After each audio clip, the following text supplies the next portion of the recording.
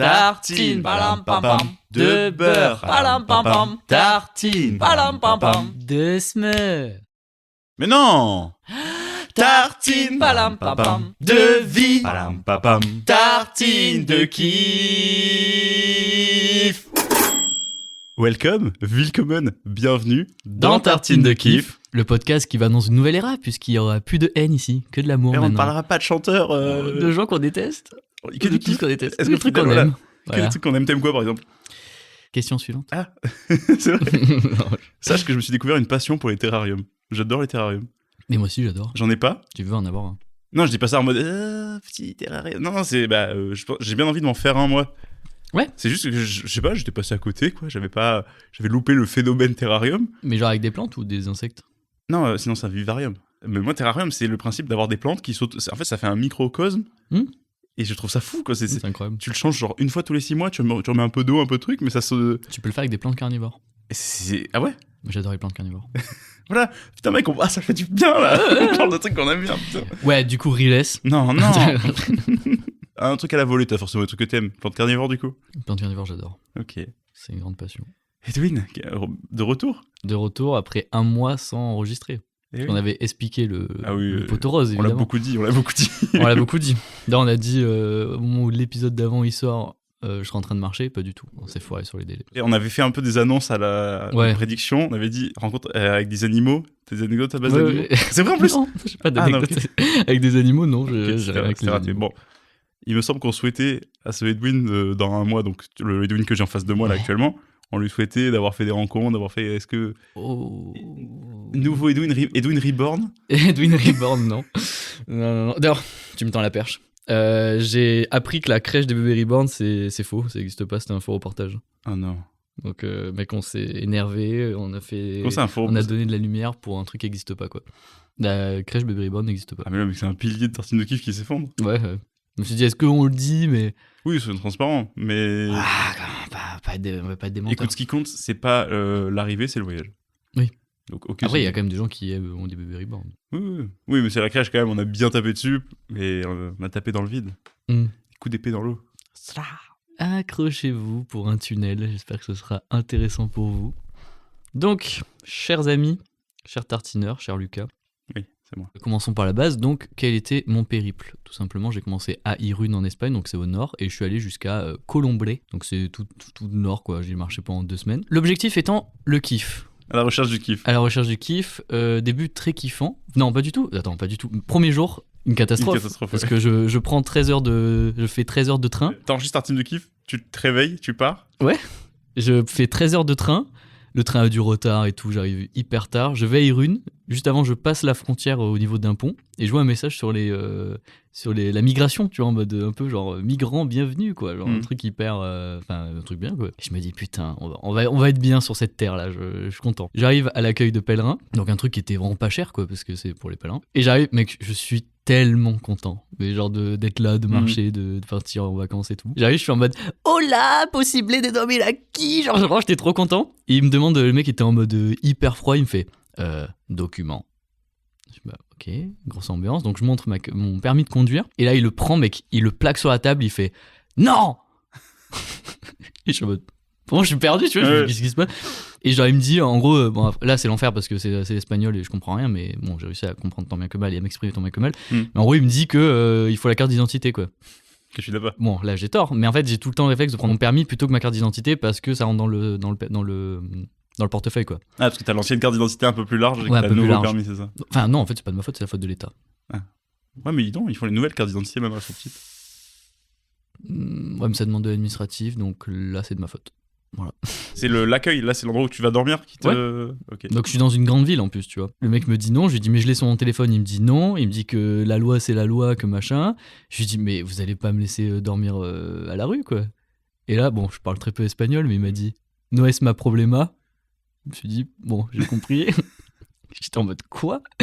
Et genre, vraiment, j'étais un peu abasourdi, quoi. J'étais en mode, putain, comment je vais faire et tout, quoi. Les vacances, c'est une catastrophe. Ouais, voilà, les vacances sont ratées, quoi. Genre, qu'est-ce que je fais? Je rentre chez moi, je me fais enculer. Et surtout que même si je veux rentrer chez moi, genre, il est 20h, donc il y a plus de train, quoi. Tu vois, donc je suis juste baisé, quoi. Du coup, je suis dans une ville comme ça, je me dis, bah, je vais dormir à la rue, qu'est-ce qui va se passer? Du coup, au mec, je lui dis, bah, vous avez pas un endroit où je savais que je peux dormir et tout? Il me dit, non, et en plus, vous pouvez avoir des problèmes avec la police et tout, parce que vous avez pas vos papiers et tout. Moi, je les ai appelés, ils arrivent, enfin voilà. Et genre, je lui dis, mais y a pas un endroit où je peux dormir? Je vais pas dormir dans la rue et tout. Et là, il me dit, bah, si vous voulez cette adresse, il me donne l'adresse. C'est un camp de migrants et de réinsertion sociale. Non, mais c'est-à-dire que je me suis renseigné parce que j'ai rencontré un Français qui habite dans ce coin. Il m'a dit, oui, enfin là-bas, ils envoient des gens qui ont tué des gens. Parce que je serais arrivé, genre, buen camino. Je me serais fait planter au bout de 2 minutes, quoi. Je me serais fait racketter tout. Enfin, j'en sais rien. Donc, je vais à la police parce que je me dis, bah, peut-être qu'ils peuvent me faire un papier pour me dire, justifier mon identité. À l'ambassade française. Voilà, et que je continue mon périple, quoi.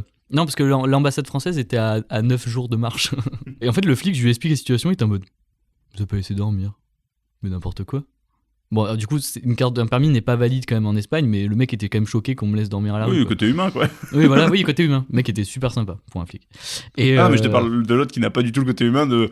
Oui, bon, dormez dehors, écoutez. Mais écoute, le mec a été odieux, quoi. Vraiment, il. Je trouve que c'est paradoxal pour un mec qui garde un truc de pèlerin où l'idée c'est quand même un peu l'ouverture, le voyage. Surtout que les gens qui s'occupent de ça, c'est des gens qui ont été pèlerins. Donc. Lui, il s'est dit, il a dû vivre des pèlerinages de merde, il veut faire payer tous les pèlerins. Et surtout que moi, je me suis dit, il faisait que dire non. Je me suis dit, je vais essayer de l'attendrir, quoi, de l'attendrir. J'ai dit, ouais, en fait, moi, je fais ça, c'est pour rendre hommage à mon père qui est décédé et tout. C'est pas vrai. C'est pas vrai. Mais et bon, il y en avait quand même rien à foutre. Il a dû lire dans tes yeux que. Ah non, mec, j'ai tout donné. Hein. J'ai resté souriant, poli, quoi qu'il arrive, et je me suis pris que de la haine. Petit sourire en quoi? No es ma problème. Du coup, je suis allé. Le flic m'a aidé à trouver une autre auberge qui s'appelle Pension Bowling, qui est à peine une pension. Il y a pas de bowling. Ah, aucun bowling. Mec, c'était, tu vois, les hôtels un peu genre miteux, quoi. Genre les motels aux États-Unis, les motels, un peu le truc avec les prostituées. C'était ça. J'étais un peu dégoûté. En plus, la meuf m'a dit, vous avez réservé? Je dis non, elle m'a dit 70 € la nuit. J'en ai marre. D'accord. C'est un peu cher.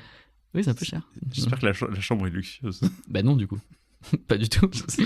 Du coup, je me suis dit, bah, qu'est-ce que je fais? Est-ce que je rentre et je fais un autre chemin plus près en France, au moins on me casse pas les couilles, ou je prends une tente? Je crois qu'on en avait parlé à ce moment-là par vocal, de dire, ouais, je prends une tente et tant pis, au moins j'ai toujours un truc pour dormir. Je rencontre 2 personnes qui prennent l'ascenseur pour descendre et qui avaient des tenues de randonnée, quoi, de pèlerin. Je me dis, je suis pas seul. Et après, je me dis quand même, prendre l'ascenseur pour descendre alors que tu fais un pèlerinage à pied, c'est un peu de la merde. Et à ce moment-là, la personne m'appelle. Et du coup, je réponds, c'était 2 femmes. Et en fait, c'est des Françaises. Écoute, super sympa. Genre, on a pris le petit-déj ensemble. Et à partir de là, on a marché quasiment tous les jours ensemble pendant une semaine. Ok. Et franchement, genre, trop bon feeling. Et en fait, ça m'a rassuré parce que je me suis dit, déjà, je me sens moins seul. Et il faut savoir que tous les autres jours, je suis allé dans les auberges. J'ai montré ma carte d'identité sur mon téléphone.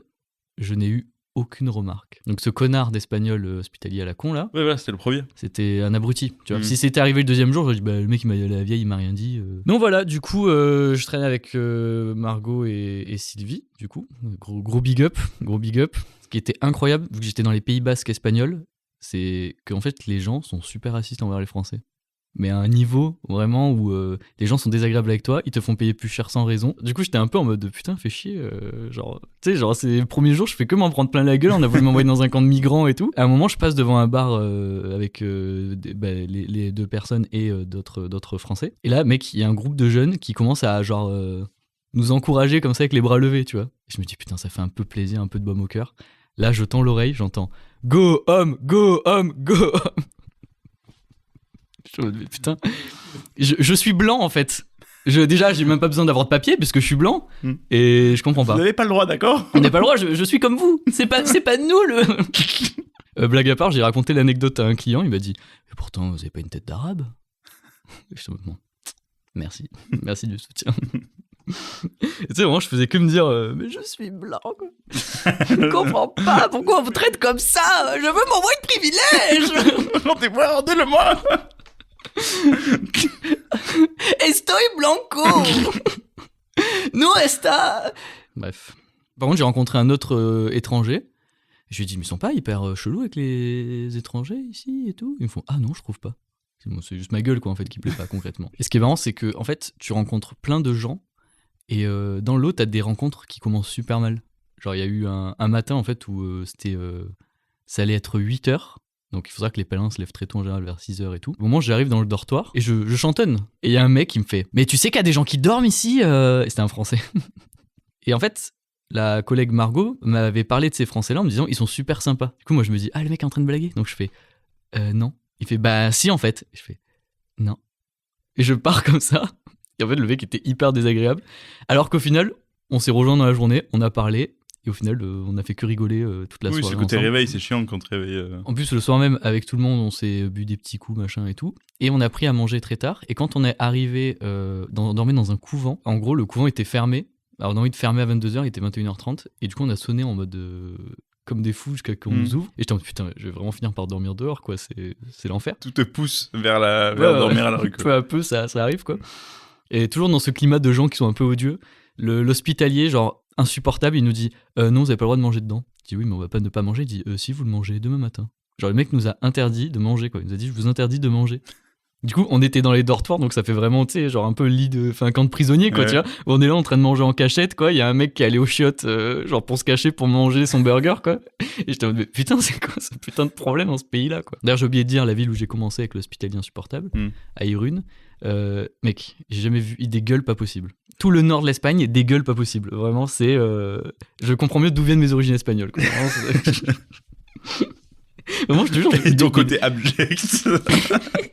Mec, des gueules, mais vraiment, je marchais dans la rue, j'étais en mode, mais waouh, quoi, genre, il les prend en photo, quoi, genre, je te jure, je suis à Disney, je te jure. C'est des mascottes. Des guignols de l'info, grandeur nature. Mais je te jure. Mais vraiment, Irun, particulièrement, il y a une concentration de gens avec des gueules pas possibles et désagréables. Moi, je pense que les Espagnols mauvais, quand ils meurent, ils vont pas en enfer. Ils exilent au nord. Ils exilent à Irun, quoi. Le royaume d'Irun. Voilà. Ensuite, parmi les petites rencontres marquantes, j'ai rencontré des gens super sympas. Avec Sylvie et Margot, on avait réservé une auberge, sauf qu'elles se sont arrêtées plus tôt parce qu'elles se sentaient pas. Et quand je suis arrivé, j'étais seul. Et en fait, l'hospitalier, il était pas trop content, tu vois. Que 2 personnes aient réservé pour qu'au final elles viennent pas, tu vois. Et j'étais en mode désolé et tout, le mec il parlait français. Mais le truc qui m'a vraiment, je me suis dit putain incroyable, c'est que le mec il m'a dit non mais moi je m'en fous, mais c'est plus pour les autres pèlerins qui auraient pu dormir ici, quoi. Je me suis dit putain, le mec est vraiment soucieux, quoi. Moi j'arrive comme un sgeg, j'ai pas y a rien dans le coin pour manger, c'est la cambrousse. Et j'ai pas à manger, quoi. Et du coup, il m'a dit t'as à manger et tout. Enfin, j'ai fait non et tout. Et du coup, il m'a donné de la bouffe. Et j'avais pas encore payé à ce moment-là. Quand je paye la nuit, je lui donne l'argent en plus pour le repas. Et il me dit non. Ah ok, donc c'est bon, en fait, ça non, mais en rééquilibre. gros, non, mais le mec était tellement sympa que j'ai insisté pour lui donner au moins un petit truc en plus et tout. Et genre, il voulait pas de pourboire, il voulait rien. Et genre, j'ai insisté, genre, je lui ai tendu et tout. Et il m'a dit ok, mais demain tu prendras le petit déj aussi. Je fais bon, d'accord. J'ai dû négocier pour donner de l'argent, quoi. Je me souviens, ça compense un peu sur tout le trajet si tu fais une moyenne. Ça compense un peu les gens. Ah non, t'es plutôt dans. Ouais, non. C'est juste surtout que le mec était trop sympa, quoi. C'est cool, un peu. Voilà, tu tombes pas que sur des têtes de cons, ça va. Oui, voilà, il y a vraiment ce truc où je me suis dit, bon, c'est 50-50 quand même. Et lui, tu sentais que le mec, il aimait vraiment trop faire ça, quoi. Genre, ça fait plaisir, quoi. Et du coup, ce soir, j'ai rencontré un autre Français. Il y en avait pas beaucoup, hein, mais là, je vous fais un peu le best-of des Français, quoi. Un mec qui est parti du Mont-Saint-Michel, qui est allé jusqu'à Compostelle. Et en gros, là, quand je l'ai croisé, il faisait le retour à pied. Wow. Donc en tout, 5 mois de marche, quoi. 64 ans, Eric, on dédicace. Et en fait, lui, il faisait ça parce que sa sœur est décédée du cancer, et c'était pour lui rendre hommage. Et du coup, sur son trajet, il s'est arrêté pour prier pour les gens qui avaient le cancer et tout. Okay. Et je sais pas, j'ai trouvé ça trop stylé, quoi. Enfin, stylé, bon, je sais pas, mais genre, c'était hyper touchant, quoi, tu vois. Oui, genre, c'est un beau geste. Ouais, surtout que lui, il avait déjà fait Compostelle comme moi avant, tu vois, et il m'a dit, ouais, là, du coup, tu le vis vraiment différemment et tout, quoi. Un peu plus badant, mais en même temps, le geste est beau, quoi. Ouais. Non, mais surtout que le mec était super positif et tout. Donc voilà, la vie, c'est des rencontres. Cette bonne vieille vie. Bonne vieille vie. Je suis rencontré un jeune Ukrainien qui était trop chou, miskin. Genre, en fait, lui, il avait 18 ans. Bon, du coup, il est parti vivre en Espagne à cause de la guerre et tout. Et lui, il faisait Compostelle, mais ça... Tu sais, il y a un peu le truc où je me suis revu, moi, la première fois que je l'ai fait, tu vois. Ah, tu lui as mis la main sur l'épaule et tu lui as donné des conseils? Bah, il y a un soir, mec, il était en train de pleurer, genre, il était pas bien, quoi. Donc, je parlais, en fait, il faisait exactement ce que je faisais, genre, la première fois. Genre, il se mettait tarpin à la pression sur les kilomètres et tout, enfin...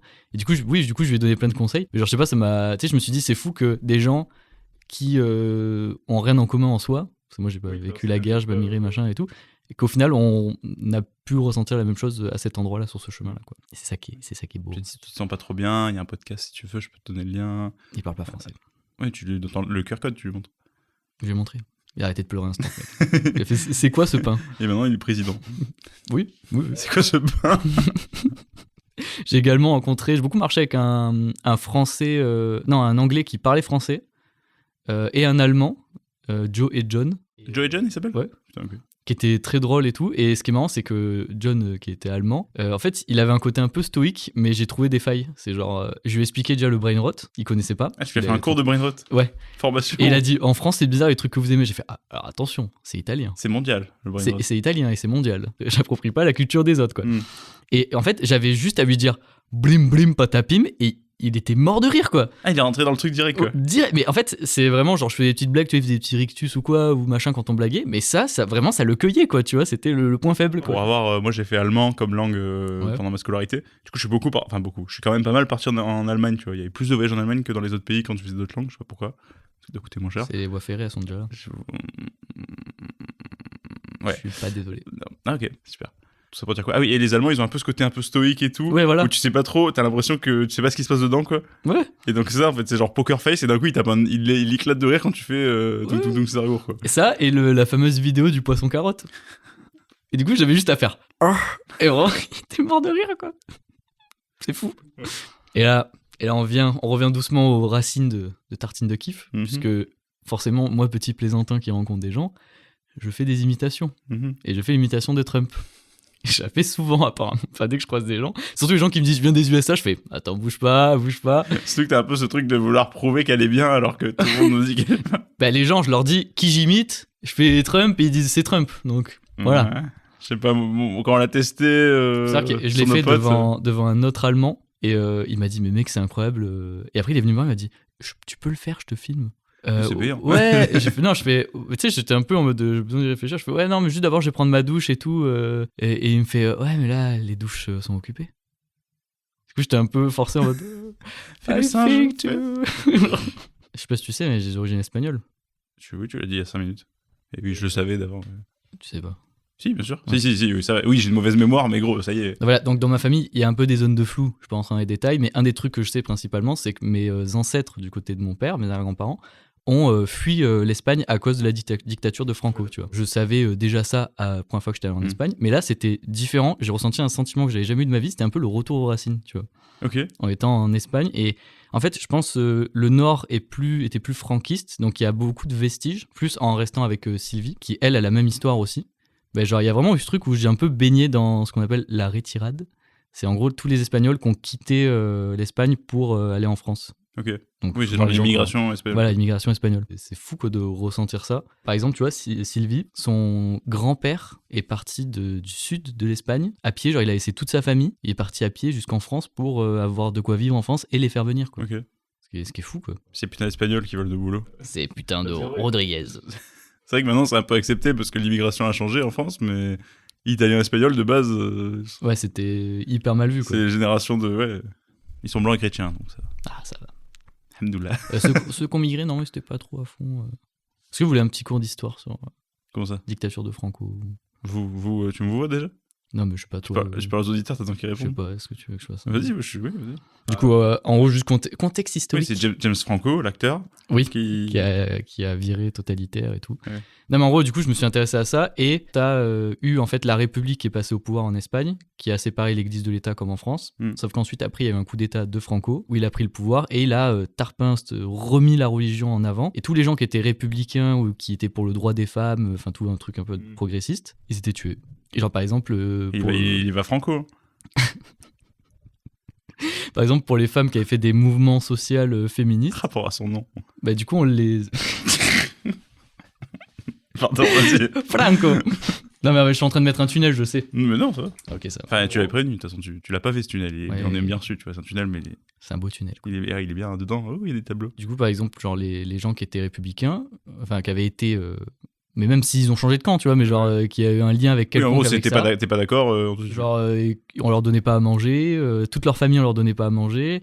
Les femmes qui avaient été un peu féministes, on leur rasait le crâne, on les faisait marcher dans la rue en buvant de l'huile de ricin pour qu'elles se chient dessus devant tout le monde. Ok. Vraiment incroyable quoi. Et, Incroyable dans le sens. oui, oui. Ah oui, si t'avais des femmes républicaines ou quoi qui étaient enceintes, bah, quand elles accouchaient, on leur volait leur gosse quoi. Ok. Donc l'enfer. J'ai vu un documentaire en plus sur ça. Et mec, à un moment, genre il parle de Franco et tout, et puis d'un coup, crossover, il y a Hitler qui arrive, quoi. Je fais putain, mais c'est le multivers ou quoi? Incroyable. Et en plus, ils se sont rencontrés à Irun, là où j'ai commencé mon putain de pèlerinage, et que j'ai fini dans un camp de migrants, quoi, à moitié fini, quoi. Je me suis dit putain, mais c'est fou. Il y a un truc un peu bizarre quand tu t'apprends des histoires de certains pays, d'un coup t'as des personnalités. Bon là c'est Ouais. Hitler, donc chiant. Ouais. Et bon, Franco-Hitler dans tous les cas, voilà, pas cool. Mais d'un coup tu fais oh, il est là, genre Ouais. c'est presque un caméo. Oui, mais c'est ça, mec, c'est ce que j'ai en train de dire. J'étais en mode, mais non! Putain, mais c'est les Avengers ou quoi? J'ai la rêve, j'ai la C'est le mec des trains. C'est Traman, c'est A-Train. H-Train. Bah après, franchement, ça allait mieux parce que j'étais plus dans les Pays Basques, donc les gens étaient un peu plus sympas. Mais il y a quand même ce truc où dès qu'on voit que t'es un pèlerin, ils te font payer du pain en plus, non payer Ah plus ouais cher. Et du coup, t'es obligé de dire, j'ai pas pris ça. Hein. Ils font, ah, pardon. Oui, Ah ouais, d'accord. c'est de baiser dans les auberges. C'est dans les auberges ça du coup? Non, dans les restos et tout, tu vois quoi. Là où tu vas manger quoi. Putain, mais moi déjà je trouve que rien qu'en France, la transition France autre pays, c'est le truc, le service est pas inclus. Tu vas payer du pain, tu dois payer l'eau. Vu qu'on on était là-dessus, les voyages en Allemagne par exemple. En Allemagne, si tu demandes de l'eau, faut préciser que tu veux de l'eau plate ou de l'eau. Sinon ils t'amènent de l'eau pétillante. Pour que tu payes. Ouais, mais non, tu payes l'eau dans tous les cas. Peu importe l'eau qu'ils t'amènent. En gros, c'est. Je sais pas si c'est parce que nous, ils considèrent que c'est dégueu ou quoi, mais nous, tu vois, on t'amène l'eau du robinet. Ouais. Et non, je sais pas, t'es obligé de tout préciser à chaque fois. De dire, non, tu sais, c'est comme moi chez le coiffeur, j'essaie de payer le moins possible, donc j'essaie de trouver le coiffeur où il y a le moins de fioritures. Tu vois, je veux pas qu'on me. Le massage de la tête, même où il y a les cheveux, je veux pas, fais-moi juste mon dégradé, je m'en vais, frère. Ouais. Et ben, il y a un peu ça, tu sais. Et le truc, c'est que quand. Moi, du coup, je vais chez des. T'enlèves les options quoi. C'est ça, moi je vais chez les coiffeurs rebeux parce que ce qui est bien, c'est que c'est pas de rendez-vous, c'est à la cool, tu viens, ça te coupe les cheveux, ça discute, c'est bien, tu vois. Et ça fait que maintenant j'aime pas, tu sais, d'aller dans les salons de Nathalie, un peu, tu vois, de Catherine, genre. Je sais pas si tu vois ce que je veux Après, dire. la seule fois où je suis allé à ton coiffeur, il m'a fait une coupe, la coupe de Kim Jong-un. Hein. Ça, c'est le côté un peu aléa de sur Ouais. qui tu En tombes. me coupant aussi d'ailleurs, au passage. Oui, mais ça dépend sur qui tu. Ah, c'est le problème, c'est qu'il a un bundle de coiffeurs. Mais c'est la roulette russe quoi. Ouais, tu pioches et tu fais oh yes, c'est Hamza, il coûte trop bien. Et sinon tu fais oh non, c'est Tu vois, l'autre. vraiment, il m'a fait une coupe et plein de gens qui ne se connaissaient pas entre eux m'ont dit putain, t'as la coupe de Kim Jong-un quoi. Après, mec, c'était à l'époque où t'avais des cheveux. Est-ce qu'il il t'a pas fait ça pour te faire comprendre que bon. Est-ce que c'est à cause de lui que t'as plus de cheveux? Oh, d'ailleurs, mec, il y a un truc qui me fait un peu rire, c'est que pendant que je me faisais coiffer, je regardais un peu les coiffures, quoi. Les gens qui me coiffent, tu vois, je suis curieux de voir. Je trouve souvent c'est un bon indicateur. Et en fait, ils font un truc, c'est qu'ils ont la calvasse, Ouais. mais ils font des contours un peu soignés. Du coup, ça fait une espèce de flèche, en fait, parce que ils font des contours soins, mais sur la calvasse. Du coup, ça Oui. fait genre un M. Oui, mais c'est fou hein. Ça me fait rire. Bref, pardon, du coup, je t'ai. Mais je vas-y, suis parti critique après. Ah la oui. culture des autres. Est-ce que. Raciste. Quelle culture, c'est que les gens. Comment ils se. Mes grands-parents ont fui Franco, monsieur. Bah, moi aussi, que Mes ça, j'ai des grands-parents. oreilles espagnoles. Bah, tu vois, tu ramènes tout à toi. C'est Maladif, hein. Ah ouais? Ah oui. Et tout ça pour dire quoi? Ah oui. Et tout ça pour. Je voulais. Parce que tant qu'à faire. Et je passais pour un crasseux quand je faisais mes études à Poitiers. J'y allais, elle me disait. Je disais, oui, vous faites le lavage forcément et tout. Elle dit, non, vous pouvez venir et tout. Et du coup, elle vient, elle fait, vous êtes lavé les cheveux? Tu fais, oui. Tu sais, genre, en mode, je suis propre. Ouais. Je suis propre, je veux pas payer. Sauf que tout le monde le fait, du coup, je suis Et vraiment. du coup, ils te déduisent du prix? Il t'enlève genre. Ouais, elle a enlevé genre 5 balles juste pour pas me laver les cheveux, quoi. Enfin, me rincer les cheveux. Bah, moi, Du coup, tu vois, je me douchais avant d'y aller. Et je voilà. paye 0 €, mec. Et tu vois ce que je veux dire? T'arrives, t'es le seul, tout le monde est là, elle passe au truc et tout. Et tu fais. Mais tu passes pour le mec un peu Et en plus, pince, c'est un peu louche. chelou, Ouais, un quoi. peu. Ouais, ça, c'est. Ouais, oui, je me suis lavé les cheveux à la maison, vous inquiétez pas. Allez, coupez-moi les cheveux. Tu vois, Bref. ça, c'est un truc que je pense que je suis pas capable de faire. Niveau De- anxiété sociale, de Ah ouais demander des trucs comme ça. Ouais. D'oser dire je veux pas. Ok. Moi, ça va. Bref, pardon. Revenons à toi. Non, mais t'inquiète, à tes bouts de parce pain. qu'après, j'ai pas envie, tu sais, que ce soit juste moi qui parle pendant 10 minutes, quoi. Après, tu racontes tes vacances. Oui, Voilà. mais bon. Tu monopolises, assume. Quoi. Le Eric dont j'ai parlé tout à l'heure, qui marche pour sa sœur. Mhm. Vu que lui, il faisait dans l'autre sens, je lui ai dit, est-ce que t'as un endroit à me conseiller où aller? Il me dit, écoute, tu vas à Guimès, tu vas à l'albergue du Padre Ernesto. Tu vas voir, c'est trop bien, expérience humaine et tout. Très bien. Du coup, plusieurs jours passent, plusieurs jours je marche, et j'arrive à cette auberge. Ah, j'aime bien, ça fait un peu moyenâgeux fantasy, quoi. Oui, c'est un peu ça, vraiment, je marchais dans les contrées et tout. Tu sais, vois. t'as le petit papier à dire c'est vous le père. Vous savez où se trouve la chapelle du père Ouais, Ernesto? c'est ça. Et donc, j'arrive, et normalement, là où quand tu t'enregistres, tu montes ta carte d'identité, ils te tamponnent la crédentiale, c'était ton passeport pèlerin, Ok. ils te mettent des tampons Je sais de pas chaque comment endroit. ça fonctionne, mec. Mais là, c'est bizarre, je vois que ça prend plus de temps. Et pendant ce temps, t'as plein de bénévoles dans cette auberge qui viennent, te servent à boire, mais tu sais, ils te parlent pas trop, ils sont souriants. Et je me dis, putain, c'est une secte. Alors je me dis ça, tu vois. Je me fais enregistrer et tout. Le mec était hyper souriant, mais vraiment en plus un grand sourire blanc et hyper directif. Et tu vois que ses yeux ne souriaient pas. Tu vois ce que je veux dire? Et là, du coup, sur le papier, je comprends pourquoi ça prend plus de temps. Il te pose plein de questions. Genre, mon nom, prénom, machin, ton métier que tu fais, où tu habites. Et à la fin, un truc trop bizarre, il te demande de recopier un mot. En mode captcha? Ouais, c'est ça. En mode, vous n'êtes pas un robot. Et le mot, c'était a pie, genre une tarte. Et la personne juste avant, a demandé, elle a dit, mais pourquoi on doit recopier? Et le mec était en mode, c'est fun! Tu vois, enfin, pas comme ça, mais tu sais, c'était en mode, c'est pour la blague, t'as vu? Et moi, je me dis, non, mais c'est trop bizarre. Genre, et je me dis, hors de question, je recopie Mets le ton mot. groupe sanguin, s'il te plaît. Ouais, non, voilà, c'est ça. Je dis, bon, je recopie pas le mot. Et vu que, je sais pas, il s'en est même pas rendu compte. Il vient de me réveiller en plein milieu de la nuit. Ouais, t'as pas mis la tarte. Tiens, une tarte, tiens. Et là, mec, arrive le Padre Ernesto, quoi. Ok. Donc, un vieux monsieur de 90 ans qui arrive dans la Padre Ernesto mobile. Et il s'assoit et il m'interpelle à un moment quand il me voit.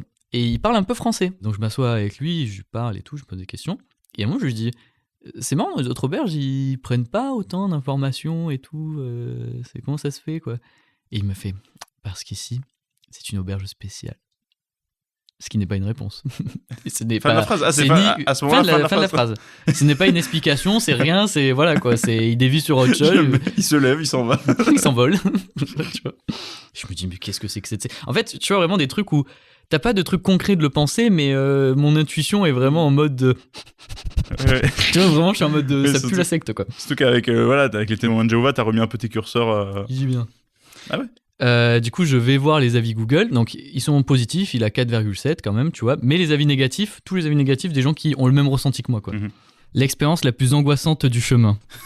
Si nous avions su, nous aurions choisi un autre endroit où continuer le chemin.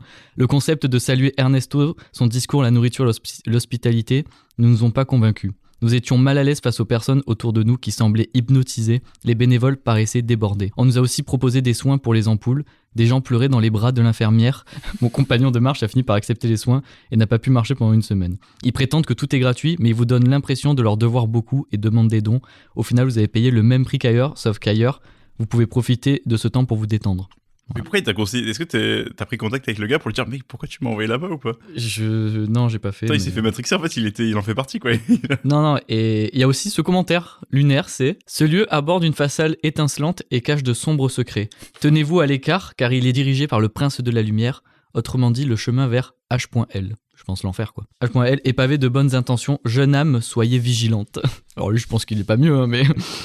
Et j'avais vu un commentaire aussi qui disait qu'en gros, le speech, t'étais obligé de l'écouter, quoi. Donc à ce moment-là, je me dis, c'est ce qu'on va voir. 19h30, il y a les cloches qui sonnent et vraiment tout le monde est escorté vers un tipi, tu vois, avec le Padre Ernesto. Tout le monde est content d'y aller, machin, mais ça fait vraiment un peu troupeau, tu vois. C'est Midsommar. Et moi, je reste dans le jardin, comme ça, sur une chaise. Il y a une première bénévole qui passe et qui me dit, il veut pas aller au truc, machin. Et je dis, non, merci. Et elle s'en va. Et là, il y a un deuxième mec qui passe, qui me fait, toi, là, va au speech, là. Et je fais non merci. En fait, tu cherches la merde, t'as envie de te faire planter. Je suis juste curieux de voir si vraiment on me force. Et il me dit ouais, va au speech machin. Et je fais non merci. Il me fait pourquoi? Je fais bah j'ai pas envie.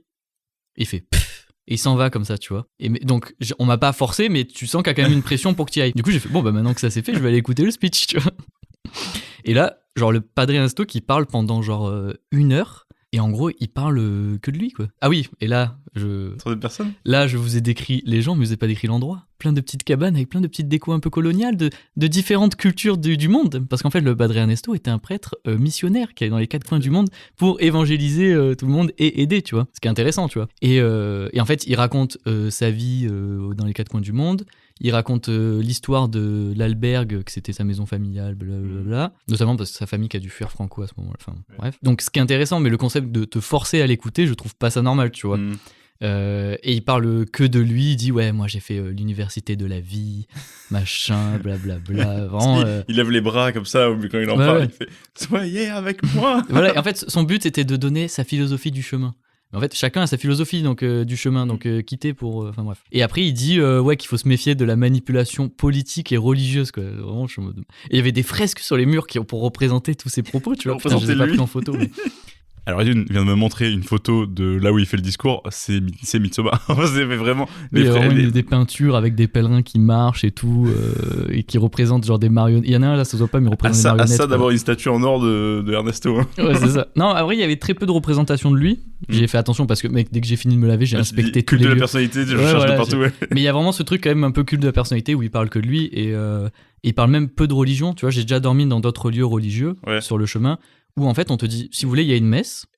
Est-ce que c'est toi qui appliques un peu ton truc où tu t'es dit c'est un peu une secte et t'as beaucoup écouté le fait qu'il parlait de lui? Parce qu'après, s'il parle de son chemin et qu'il parle de voyage il a l'air beaucoup centré sur le pèlerinage en tant que tel, non? Ouais, mais il parlait plus de ce qu'il avait fait en tout cas. Okay. Ça faisait un peu sauveur blanc. Okay. Vraiment.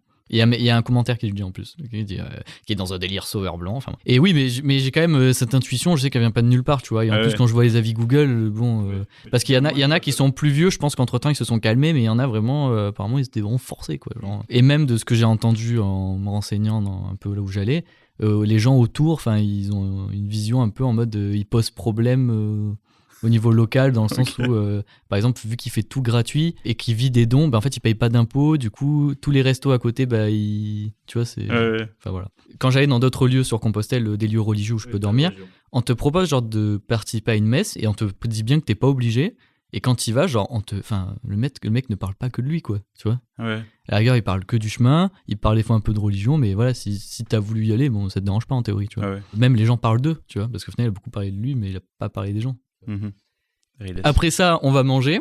Donc il faut savoir que pendant le repas, le mec là qui m'a demandé d'aller au speech de façon très désagréable a été odieux avec moi toute la soirée. Hein. C'est-à-dire, des fois, il me tapait le bras pour que je finisse plus vite pour prendre mon assiette et me débarrasser, quoi.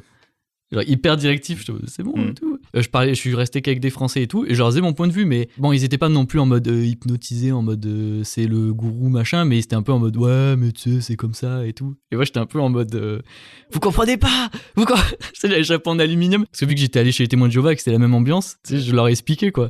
Et tu vois, le même dans Squid Game à saison 2 où il fait vous comprenez pas, j'ai déjà joué à ces jeux, genre.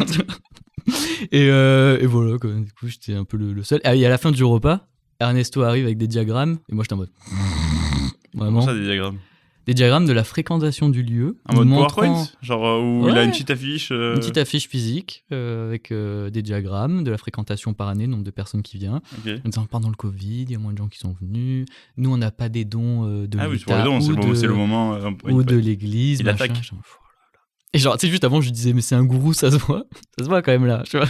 Il y a un truc. Après, il cherche des dons, enfin, je sais pas, non. Ouais, mais genre, on te prend en otage. C'est bizarre quand même l'ambiance. Et voilà, du coup, j'ai donné 5 € pour la nuit et le logement. Et le speech. Et le speech. Et du coup, le lendemain matin, j'ai fait une photo avec le padre Ernesto et j'ai collé un sticker tartine de kiff dans son livre d'or.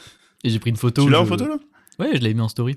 Ah oui, c'est vrai, oui, bien sûr. Et je montre le sticker, du coup j'étais en mode... voilà, la photo faisait un peu musée Grévin, on aurait dit un peu qu'il était en cire et que oui, mais il avait un poncho et tout, donc j'étais en mode vraiment un gourou quoi. Et faut savoir que j'ai fait des vannes, j'ai fait que des blagues sur le fait que c'était un gourou machin. Et le lendemain matin, le lendemain soir... À lui, tu l'as fait? Non, pas à lui, aux gens. Et le lendemain soir, j'arrive dans une auberge, il pleut des cordes, je me suis pris la pluie toute la journée, et il y a plus de place dans l'auberge. Je me dis, c'est mon karma. Du coup, je me retrouve. Vraiment, la meuf me dit désolé, il n'y a pas de logement, il pleut, la prochaine ville, elle est à 2-3 heures de marche. Et en fait, moi, qui suis quelqu'un de très anxieux, j'ai pas du tout stressé, je me suis assis, j'ai fait bon, une solution va apparaître. Et genre, j'attends 15 minutes, la meuf revient, elle fait vous voulez que je vous ouvre l'église?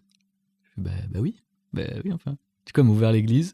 Et la nuit, j'ai dormi dans le porche d'une église, quoi. Après, voilà, les jours sont passés, il commence à avoir de plus en plus de pluie. Donc là, ça a commencé à avoir le dilemme parce que je me suis dit, moi je suis venu pour kiffer, pour profiter, comme je l'ai dit dans l'épisode précédent. Tu m'en avais parlé, je me suis dit, aïe, c'est une catastrophe. Non, mais après, c'est pas grave, tu vois, mais je me suis dit, en fait, si je continue, c'est vraiment juste par ego de me prouver que je peux quand même continuer, alors que je sais que je peux continuer. Je veux dire, j'ai déjà marché sous des pluies, des inondations et tout, je m'en fous, quoi. Mais là, vu que c'était pas le but, genre, je vais pas perdre du temps, de l'argent. Oui, c'est un biais cognitif, quoi, de dire, j'ai tellement investi de temps que. Ouais. Sachant que j'ai pas de destination précise, tu vois, le but c'était de marcher et de profiter du trajet, quoi. Alors là, je profitais pas, il pleut, t'es juste pressé d'arriver à l'auberge. Oui, t'as dit, j'ai vu le père Ernesto, j'ai plus grand chose à voir. Oui, voilà, on a fait le tour, quoi. Et donc, du coup, je décide un soir d'arrêter, surtout que j'arrive dans un endroit et pareil, il y a plus de place. Je me dis, bon, ça m'a gonflé. Je prends le train, je suis rentré. Et j'étais un peu dégoûté quand même, c'est un peu en. Un petit goût de pas fini, quoi, non? C'est ce truc de me dire, j'aime pas trop l'idée d'abandonner alors que je sais que je peux continuer, mais j'ai envie de m'écouter. Donc, un peu un dilemme intérieur. Mais au moment où je monte dans le train, rayon de soleil, et là il y a un putain d'arc-en-ciel, et genre vraiment le train passe au milieu de l'arc-en-ciel, j'étais en mode vraiment le happy end, quoi, tu vois. J'ai fait bon, ben voilà, c'est un signe que j'aurais bien fait de m'écouter. Et après, je suis Merci rentré. univers. Merci Ernesto. Univers. Tu m'as parlé de ton dilemme, de pas savoir et tout. Ouais. Moi, c'était ça, c'était... Ah non, attends, dis les choses telles que tu me les as dit. Et qui m'ont mis un baume au cœur énorme. Tu m'as dit, il faut que t'écoutes la boussole à kiff. La boussole à qui je t'ai dit. Et vraiment, tu sais que ça m'a, je sais pas, C'est vrai que tu m'as dit, après tu m'as dit, ça m'a aidé dans ma décision. ça m'a aidé dans ma décision. Ouais, Edwin se questionne. Il m'a questionné, je lui ai dit, mec, suis la boussole à kiff, regarde où elle t'indique et tu vas, quoi. Et voilà. Et il t'a indiqué l'arc-en-ciel, L'arc-en-ciel, ouais. tout simplement. Et sachant que si j'avais continué, je n'aurais pas vu l'arc-en-ciel. Quand t'en parles, t'as quand même un peu le petit seum de... Non, franchement, avec le recul, ça va. Et justement, je suis content de m'être écouté. Et ça revient aussi au ressenti des 2 fois où j'ai fait Compostelle. Genre, la première fois, c'était vraiment pour me prouver un truc et me dépasser. Où là, c'était vraiment pour juste profiter. Et du coup, je l'ai vraiment vécu différemment. Et je suis content aussi de m'être dit, bah, je me dépasse en m'écoutant. Oui, Voilà. c'est une autre forme de dépassement qui n'est Ouais. pas intuitive, mais qui est belle. Voilà, Parce que- parce que sinon, c'est juste par ego, c'est nul, quoi. Bah c'est juste... C'est En plus, tu te mets pathétique, encore... quoi. Je trouve que le moindre obstacle devient encore pire, quoi. Parce que Ouais. tu dis, ouais, mais c'est pas grave, faut continuer. Ouais, Genre, c'est- c'est pas sain, quoi. Alors que la première fois, je pouvais avoir n'importe quoi sur ma route. Oui, j'avais- le but, t'avais ton but. Moi, c'est ça. j'avais mon but et tout, j'étais motivé et ça me dérangeait même pas, tu vois. Alors Ouais, que là, le j'étais but était pas le même. Oui, voilà, justement. Et puis regarde, au moins t'as pu rentrer, t'as pu enchaîner 86 heures d'affilée sur un trader. Ouais. C'est vrai que par contre, quand je suis rentré, j'ai pas bougé, quoi. Pour résumer, je suis très content parce que en 2 semaines, j'ai l'impression d'avoir eu autant de vécu qu'un mois. Genre, j'ai plein d'histoires. Hmm. Je vous ai mis un tunnel. J'ai Et l'impression encore de... t'as trié là, j'imagine, parce que Oui, oui, j'ai trié. on est à une heure d'anecdotes là. C'est pas grave, ok. Franchement, trop bien de m'être écouté. J'ai rencontré des gens formidables, vraiment, avec qui ça a bien matché.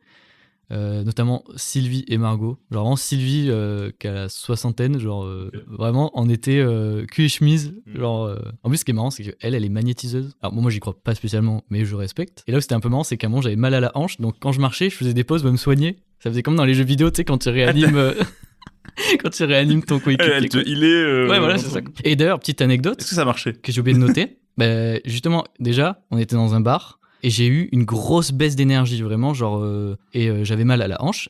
Et Sylvie me dit tiens, prends ma main.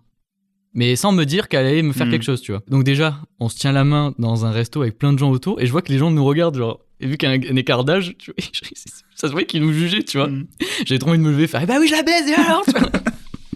Et alors C'est dans les vieux pots qu'on fait les meilleures confitures, d'accord? Et d'un coup, je me lève et je me sens mieux. Et d'un coup, Je bande. Mec, j'ai plus mal à la hanche. Et d'un coup, elle me fait et là, t'as plus mal à la hanche. Et je suis en mode sorcière Sorcière bûcher Donc Belle magnétiseuse, rencontre. t'y crois pas, mais t'as eu un petit effet de magnétisme en fait. En fait, il peut y avoir plein d'explications à ça. Peu importe. Elle m'a donné de son temps, donc je suis content. Je suis juste reconnaissant de l'avoir eu sur ma route. Question d'actu, Lucas, est-ce que t'as quelque chose à me raconter depuis tout ce temps? Je sais que tu m'as caché des choses un peu, tu m'as mis des choses au chaud. Ah ouais? Il me semble, non? C'est pas trop en lien avec ma question d'actu, je t'avoue. C'était mon anniv. Oui, on va te donner ton cadeau, Lucas. C'est pas ça que je Non, dis. mais tu nous mets la pression. C'était mon anniv, on y vient. Vous avez un passif, d'accord? Moi, j'ai fait un cadeau, je suis là. Tu veux raconter? Ouais, oui, bon.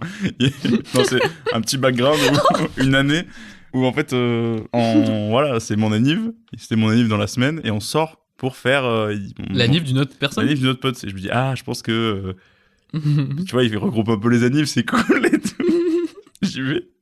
Aucune trace de cadeau ou de quoi que ce soit qui m'est destiné. Et pendant la soirée, un peu penaud, à un moment, bon, je dis, bon, je vais le dire quand même. Je fais, je pensais que c'était pour mon anniv aussi. Et là, heureusement, quand même, un geste du cœur, on m'a donné une brochette avec un pendant bonbon en cadeau. En mode, tiens, voilà. Tiens, ferme ta gueule. Moi, j'avais pas encore reçu ton cadeau. Brochette panda bonbon dégueulasse, qui plus est. Ouais. Et c'est pas ça le pire, c'est que en plus la soirée a pris un tournant puisqu'il y a eu dans notre groupe d'amis un couple qui s'est disputé. Ah oui, il y a eu double embrouille. Un couple qui s'est disputé, donc tout le monde était là à essayer de gérer le couple qui se disputait parce que ça allait loin. Et ensuite, le deuxième couple qui aidait a commencé à se disputer. Lucas et moi étaient seuls célibataires. Et nous, on était vraiment dans le déluge, quoi. Genre. C'est ça, on était au milieu. Dans les on du est cyclone, quoi. Tellement en recul qu'on rigolait un peu du truc. Voilà, après, on essayait d'aider nos potes, bien entendu, mais. Et qu'il y a eu le moment où on a raccompagné tout le monde, le grand moment de calme que j'oublierai jamais. Et d'un coup, Lucas fait ça donne envie d'être en couple. Ah là là. Tout ça pour dire, ma mère est dans une nouvelle méta pour les cadeaux que j'aime bien, normalement. Je l'adore, hein, je t'aime. maman. Mais il t'arrive de flopper sur les cadeaux. Si jamais elle écoute ça, il lui arrive d'avoir... il y a déjà eu des cadeaux à côté, c'est pas grave. Moi, ça m'est arrivé sur mon frère. C'est mon frère plus où je floppe sur les cadeaux. Elle nous a offert un petit séjour. Genre, j'ai reçu une carte qui disait « Réserve ton week-end de machin, tu vas partir avec ta chère et tante, machin, nanana, un truc un peu... » trop bien, ouais. Et je savais pas où. Ah, Je savais pas où jusqu'au dernier moment. Et en fait, c'était pas très loin de là où on habite. C'était à 1h30, 2 heures de route quand même, tu vois, pour un peu le dépaysement. Et en fait, c'était genre un Airbnb dans une roulotte. Une petite roulotte que t'attelles normalement avec des chevaux et où tu peux rouler, quoi. Un petit carrosse, quoi. T'as un jacuzzi au milieu. En fait, t'es dans une espèce de forêt de bambou. Petite forêt dans le jardin d'un mec, donc c'est pas non plus perdu dans la jungle. Mais en plus, je découvre le truc, j'arrive et tout. Petit jacuzzi, petite douche, tout était à l'extérieur. Et en plus, t'es assez loin de la maison du gars, tu vois. Donc t'as pas l'impression d'être chez l'habitant non plus. Le gars, vraiment, au portail, il nous dit, bon, voilà, vous avez la porte, machin, il donne les clés, c'est tout, quoi. C'était trop bien. Genre, vraiment, un petit week-end sympa. Et ce qui était un peu bizarre, c'est comme on n'était pas très loin de là où on habite, et des endroits où on sort quand on bouge un peu de chez nous, tu vois. Ouais. Ça fait qu'on est quand même allé dans des lieux qu'on connaissait, donc il y avait un truc un peu bizarre de on est en vacances, mais tu vois, parce qu'elle avait réservé un resto, ma meuf, le soir même, c'est là où on sort, tu vois, d'habitude, mais le resto, c'était un resto qu'on faisait pas, mais j'aime bien, déjà que j'ai une mauvaise mémoire, j'aime bien quand je fais un nouveau truc, le faire totalement différent d'habitude, comme ça c'est un souvenir à part entière. C'était super. 2 points noirs à ce séjour. Oh non. Non, mais tout va bien. Franchement, non, c'était grotesque. C'était grotesque. Parce que, mec, le mood, j'arrive, je découvre le lieu, on va dans le jacuzzi. Après, resto, on va au resto. Après le resto, on va voir un film au cinéma. Après le cinéma, on revient, c'est en pleine nuit. Jacuzzi, c'est incroyable. On va se coucher. Le séjour est parfait. La roulotte, elle ferme pas très bien. En plus, on allait voir un film d'horreur. Donc, tu vois, il y a un peu un truc... Tu seras ta Rocco. Bien entendu. Ouais. Je vais le voir dans la semaine. Putain, d'ailleurs, le délai des 2 semaines de Tartine de Kiff fait que les recos, quand elles sont au ciné et qu'on dit aller les voir au ciné, bah, c'est un peu chiant des Il fois. y a plus beaucoup de temps, ouais. Genre, je me suis rendu compte que, bon, au final, comme le réal était un pédophile, on s'en fout, mais The Drama, là, que je double recommande comme un vieux sénile, après que tu l'aies fait, bah en fait, au moment où l'épisode sort, vu que là, il sort au moment où on enregistre, il est plus du tout au cinéma, le film. Ouais. Mais bon, c'est pas grave, on s'en fout. Oh non, on pousse les gens à pirater. Oh non. Mince. Et donc, tout ça pour dire... Ah oui, donc l'ambiance un peu chelou, mais c'était un peu rigolo. Et, mec, des moustiques qui rentrent par vagues entières. En plus, toi, tu les attires, on l'a dit dans l'épisode d'avant. Ouais, je les attire, et impossible. Moi, quand il y a un moustique, ce que je fais chez moi, j'allume tout, je le fume, et là, je me rendors, tu vois. Sauf que là, j'en tue un, j'allume tout, ma meuf qui dit, ouais, c'est bon. Il y a un deuxième, un troisième, un quatrième. Bon, il y a clairement un endroit où il rentre, et impossible, tu vois. Je vais à la porte se fixe pas bien. Bon, c'est pas grave. Je vais me calfeutrer sous la couette. Je fais ça, j'ai extrêmement chaud. Ouais, je crève de chaud et en plus je les entends quand même. C'est le bruit qui est chiant, tu vois. Ça, on n'a pas dormi. J'ai dormi 2 heures cette nuit. Et tu sais, le lendemain, il y avait... dans le jacuzzi. Bon, ça va encore faire avec le bouquet de saucisson, mais et le lendemain, mec, avec ma meuf, on est tous les deux hyper tendus parce qu'on n'a pas réussi à dormir et presque à s'embrouiller, à dire mais putain, tu me gênes avec tes moustiques. Bon, au final, il y a eu un happy end parce que on a dit bon, franchement, c'est trop con là, on passe un super séjour, retournons nous coucher. Et en fait, on retourne se coucher, plus aucun moustique. Parce qu'il faisait quasiment jour en plus à ce moment-là, mais juste on calfeutre un peu tout, on redort un petit peu pour être suffisamment reposé. Et voilà, et on a continué notre séjour le lendemain, on allait, et voilà. Et le deuxième truc, c'était les chiottes. Chiottes sèches. Mais moi, d'habitude, chiottes sèches, pour moi, il y a un peu une distance entre toi et ta merde. Je sais pas, souvent, c'est assez haut, enfin, Là, mec, vrai, c'est vraiment un fauteuil. Enfin, un fauteuil, un siège dans du bois. Ou en dessous, t'as juste une corbeille avec un sac poubelle. Et tu cagues dans sa couille. C'est juste qu'il a craft, quoi. Enfin, c'est genre... Ouais, il a craft lui. Ouais. Corbeille en sachet. Ouais, et surtout tout le truc un peu love, tu vois. Un peu petite Je chie dans la sueur. Ouais, c'est ça. Petite carriole un peu mignonne. Petit jacuzzi avec les lumières. Petite forêt de bambou. Oh, petit déj, tu vois, petit déj avec genre tout pour 2 personnes et tout. Et n'oubliez pas d'aller chier dans le sac plastique. Faites un doggy bag de votre merde. Ah oui, en plus, c'est à toi de le fermer. Bon, bref. C'est à toi de Non, mais. C'est à toi de le fermer. C'est un scandale. C'est à toi de le fermer et de rassembler à la fin les poubelles, dont une poubelle avec les merdes du séjour, quoi. N'oubliez pas de jeter votre poubelle à merde. Non, c'est pas normal. Et c'est ton avis? Ça me donne envie de faire des trucs comme ça. Ah, franchement, c'est. Bah, je me dis en fait en cadeau. On pourrait partir dans une roulotte tous les deux. Non, mais tu vois ce que on pourrait se faire un petit séjour entre bros. On se fait un jacuzzi, tu vois. Et tu sais, on parle des meufs, tu vois. Fait... Ouais, mec. Genre, jacuzzi, passe-moi le cigare. Ouais, mec. Vraiment, les mecs. Les bonnes femmes, des fois, je les comprends pas. On se trouvait Airbnb avec un billard, tu vois. Des fois, j'ai l'impression que les hommes viennent de Mars et les femmes de Vénus. Est-ce qu'on passe pas à la question du jour, mon cher Eden? Question du jour, dis-moi tout. T'as vu la vidéo sur les skibidi toilettes de Seb Lafrite? Oui, j'ai vu. Je suis à jour. Alors, Je trouve, on a parlé de Seb, moi je trouve que ça m'agace un peu ces vidéos, je trouve souvent ça un peu plat et juste il raconte un truc, franchement, j'ai un peu le sentiment... c'est youtubeur Leastman, quoi, c'est comme Squeezie et tout. Genre, ouais, mais je sais pas, j'ai un peu le sentiment page Wikipédia, tu vois, quand je regarde ces vidéos. C'est le cas. Et je trouve que sur Skibidi Toilette, j'aime beaucoup ce qu'il fait à la fin, donc si les gens ne l'ont pas vu, désolé, je fais spoil la vidéo Skibidi Toilette. Tout le long même. Ouais, tout le long, mais surtout à la fin, d'un coup, il part sur un truc, un recul, que j'ai beaucoup aimé, et même moi, je me suis questionné, tu vois, je me suis remis en question et tout, j'aime bien. Il part du principe que tout ce truc des générations qui se moquent des générations d'après sans comprendre, et par exemple, nous, du coup, je sais jamais alpha et tout, je suis un peu en galère sur les générations, mais de se moquer des plus, par exemple, de se moquer des Skibidi Toilettes, de pas comprendre les brain rot, tout ça, et de voir ça un peu d'un œil méprisant. Alors que nous-mêmes, quand on était plus jeunes, il y avait des trucs qui étaient totalement débiles pour nos parents, et les parents de nos parents, enfin, il y a toujours eu un truc débile pour les générations débiles, et je trouvais ça beau. Genre, les mangas c'était nul, après ça a été les jeux vidéo, maintenant... C'est quoi maintenant ? Bah maintenant c'est TikTok. Ouais, voilà, TikTok, tu vois. Il cite une phrase de Pierre Bourdieu que je trouve très belle, qui dit « Nos goûts, c'est le dégoût des goûts des autres. » Ouais. Et donc, Edwin, là, en plus, les 2 épisodes précédents ont un peu mis l'accent là-dessus, donc ma question est pas trop déconnante. Est-ce que tu penses qu'on se complète dans la critique ? Est-ce qu'on méprise plutôt qu'on cherche à comprendre ?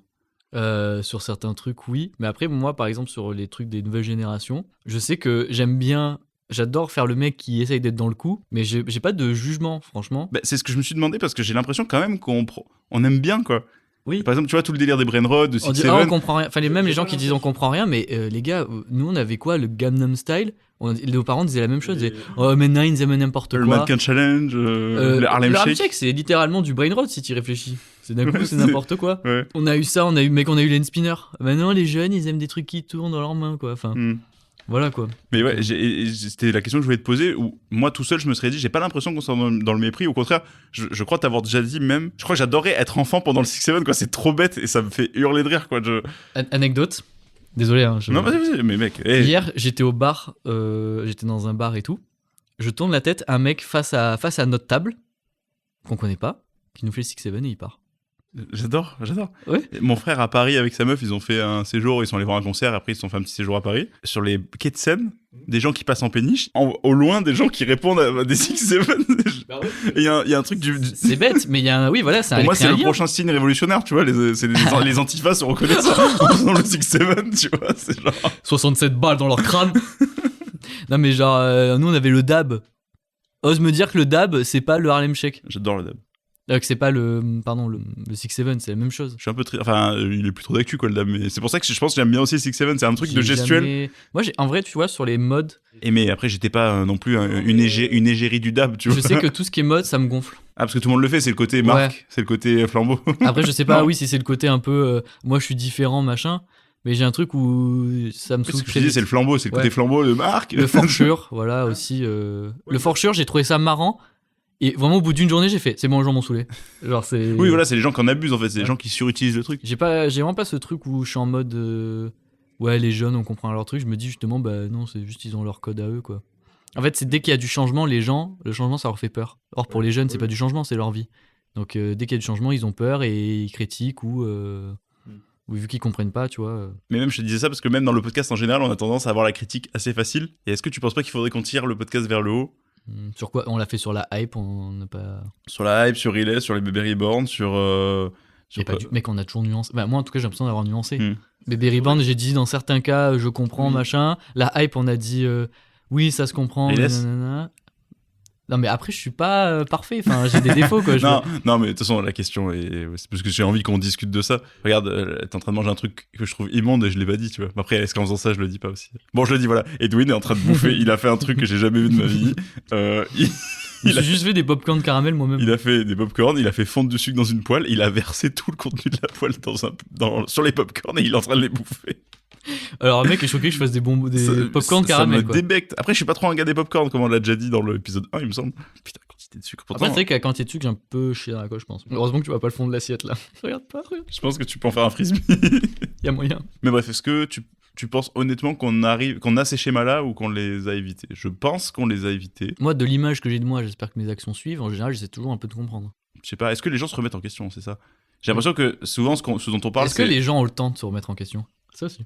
Comment ça, le temps ? La vie va tellement vite, le quotidien, le travail. Est-ce que t'as assez d'espace mental pour y réfléchir aussi ? C'est-à-dire genre, ah merde, je suis désolé, je vais aller chercher les gosses, pas le temps de me remettre en question. Bah un peu, genre. C'est ce qu'on disait, tu Ouais, vois. c'est Genre, pas une quand tu y activité, penses se pas remettre vraiment. en question. Oui, mais du coup, est-ce que t'as pas moins d'énergie pour ce genre de choses? Ah, ouais, mais c'est une gymnastique mentale, quoi. C'est plus qu'autre chose. Oui, il faut apprendre un peu, entre guillemets, à le faire, et oui, Ouais. esprit critique, tout ça, ouais, je vois. Je veux dire, quand tu fais un taf fatigant toute la journée, imaginons, tu vois. T'es toujours pressé avec le temps, les enfants, machin. Que t'as plein de charges mentales. Allez, c'est le capitalisme encore le problème? Oui. Oui. Genre, tu vois, genre, est-ce que vraiment, quand tu vois un truc bizarre, tu te dis oui, je vais prendre le temps de comprendre. T'es juste en mode je comprends rien, je travaille Ouais. pour de la merde et le monde y part en couille. Mais je disais les parents, mais en vrai, regarde, j'ai l'impression, par exemple, ma mère, la fameuse anecdote avec GTA, bah, elle s'est remise en question parce qu'elle voulait pas du tout, et de fil en aiguille. Elle s'est remise ça en question ou elle a suivi le mouvement? Je sais pas, parce qu'après, regarde les animés. Maintenant, ma mère regarde des animés alors qu'elle jugeait aussi au Ah début. Donc, je pense que ça dépend juste des gens, en fait. Et du degré aussi de remise en question. Voilà, donc globalement, tu penses qu'on arrive à quand même se remettre en question et pas juger les jeunes. Je fais des guillemets avec les Non, doigts. moi je sais que je juge pas les jeunes, franchement. Ok. Il y a juste un truc où vraiment je sais que je comprends pas, mais c'est pas grave, tu vois. C'est parce que je comprends pas que c'est forcément de la merde. L'idiotie est l'excuse de l'incompréhension. C'est un vrai truc ou Je viens de l'inventer, c'est pas mal, hein, t'as vu. J'aime beaucoup. Je suis un peu poète. On en fera des t-shirts. Petit jeu. Y a pas un truc entre les deux? Ah, le chapeau. Putain, j'ai dit ça pour la blague. Oh, la boulette. Oh non. Allez, question du jour. Ni une ni deux. T'as déjà eu, Edwin, un coup de foudre amical? Oui. C'est moi?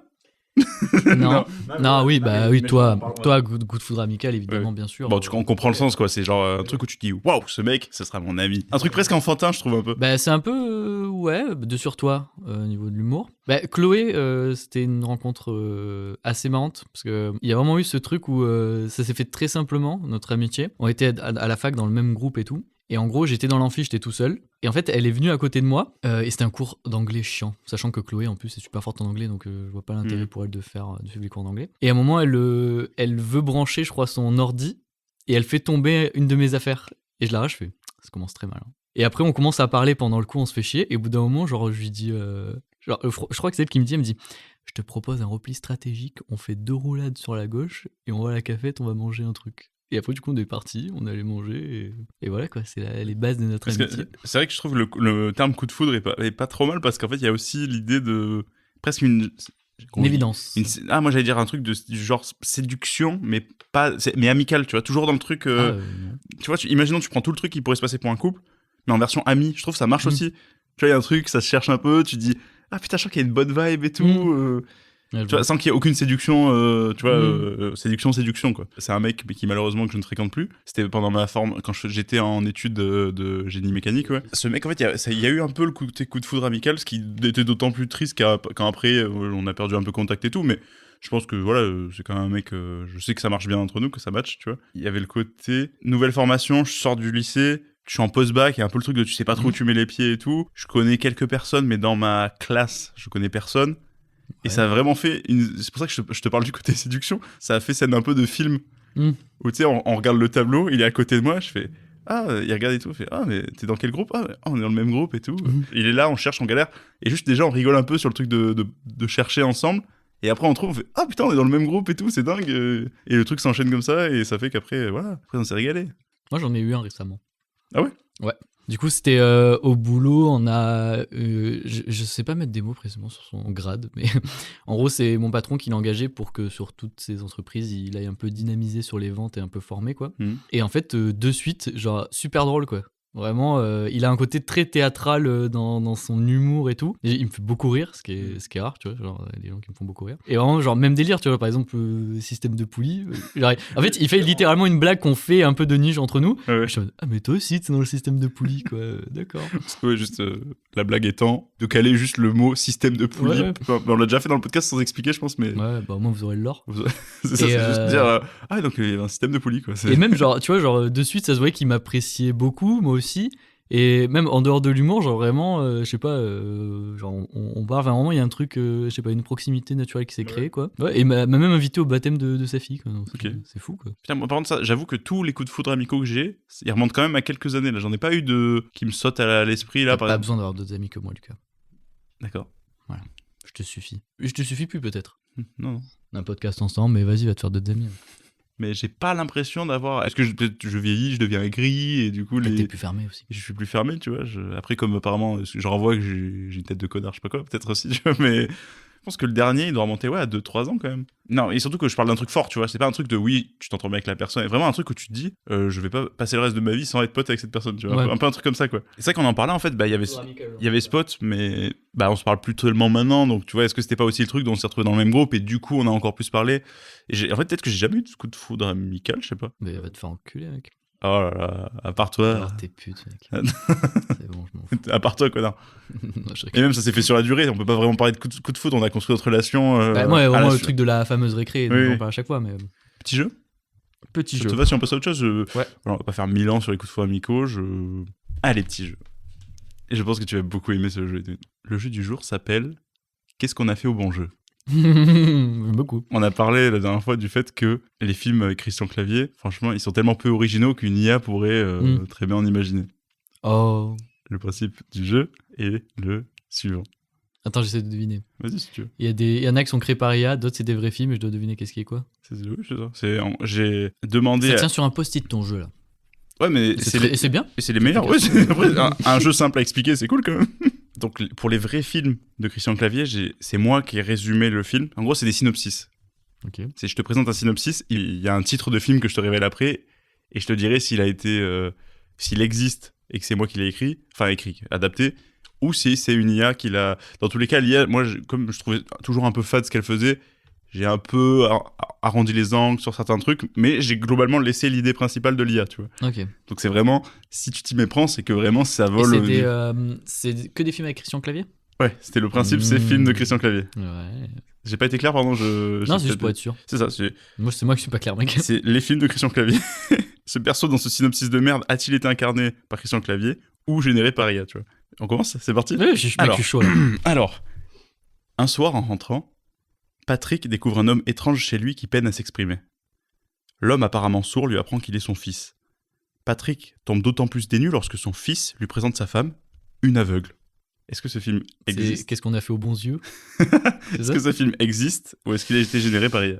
Ça fait un peu famille Bélier mélangé à qu'est-ce qu'on a fait au bon Dieu. C'est de l'IA. Ce film s'appelle Momo, il existe. Putain, c'est fou. Hein. Et le père, c'est Christian Clavier. Patrick et Christian Clavier. À chaque fois, le personnage que je présente, c'est toujours par le biais de Christian Clavier qu'on aborde le film. Un maire appartenant à un parti conservateur lance un jumelage avec une ville africaine, mais découvre qu'il doit partir vivre là-bas pendant 1 mois pour valider la procédure. Il devient l'étranger du village. C'est fou. Si c'est de l'IA, c'est fou. C'est de l'IA. Le film s'appelle Tout pour la commune et il est généré par IA. C'est moi qui fais les titres. C'est trop bien. Mec, c'est fou parce que vraiment, c'est de la merde, quoi. Enfin, c'est vraiment le genre de merde de comédie française qu'on mange, quoi. C'est ça. C'est comme le film Ténor, tu connais ou pas? Non. C'est genre un jeune de banlieue qui fait du rap et il rencontre une blanche bourgeoise, machin, jouée par La Roche. Et elle lui apprend à être ténor et machin, quoi. Enfin, le tir de la misère, quoi. Il découvre les arts nobles, quoi. Ouais. C'est vraiment genre... Il s'extrait de la sous-culture qu'est le rap, c'est ça, un peu genre. C'est ça. Il apprend les bonnes mœurs. Alors, un aristocrate bordelais attaché à la pureté de sa lignée apprend qu'il a des origines Cherokee le même jour que l'annonce du mariage de sa fille. Ses valeurs vacillent et lors d'un soir d'ébriété, il décide de s'en prendre à un restaurant Buffalo Grill. C'est l'IA. Il existe, c'est Cocorico. Ah, je savais pas que c'était des origines Moi Cherokee. non plus, c'est pour ça que... Ah, je pensais que c'était autre chose. Non, mais c'est ça. Et apparemment, il attaque un Buffalo Grill dans le film. Oh, ça a l'air bien, quand même. Putain, je pensais que tu allais dire, bah oui, c'est Cocorico, mais putain, yes. J'ai eu un doute, hein, mais je me suis dit, non, il me semblait que dans le premier, il apprend que genre il est arabe ou quoi. Mais c'est dans le 2, apparemment. Un psychologue se débarrasse d'un patient très angoissé et collant en lui faisant croire que la solution est de trouver le grand amour. Peu de temps après, sa fille lui présente l'homme de sa vie qui n'est autre que le fameux patient. Il va devoir faire usage de son dossier médical pour s'en débarrasser à nouveau. C'est pas une si mauvaise idée de film.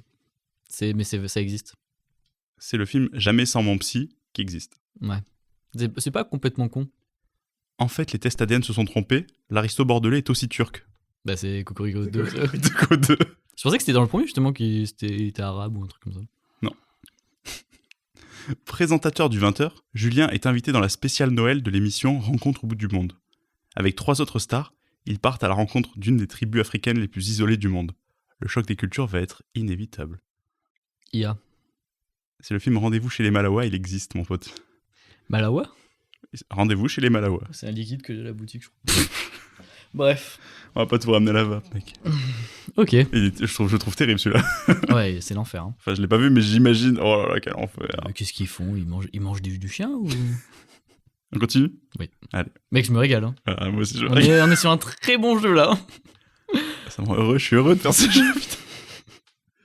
Industriel aux tendances conservatrices, Bernard apprend que son fils rejoint une start-up de viande végétale halal bio inclusive.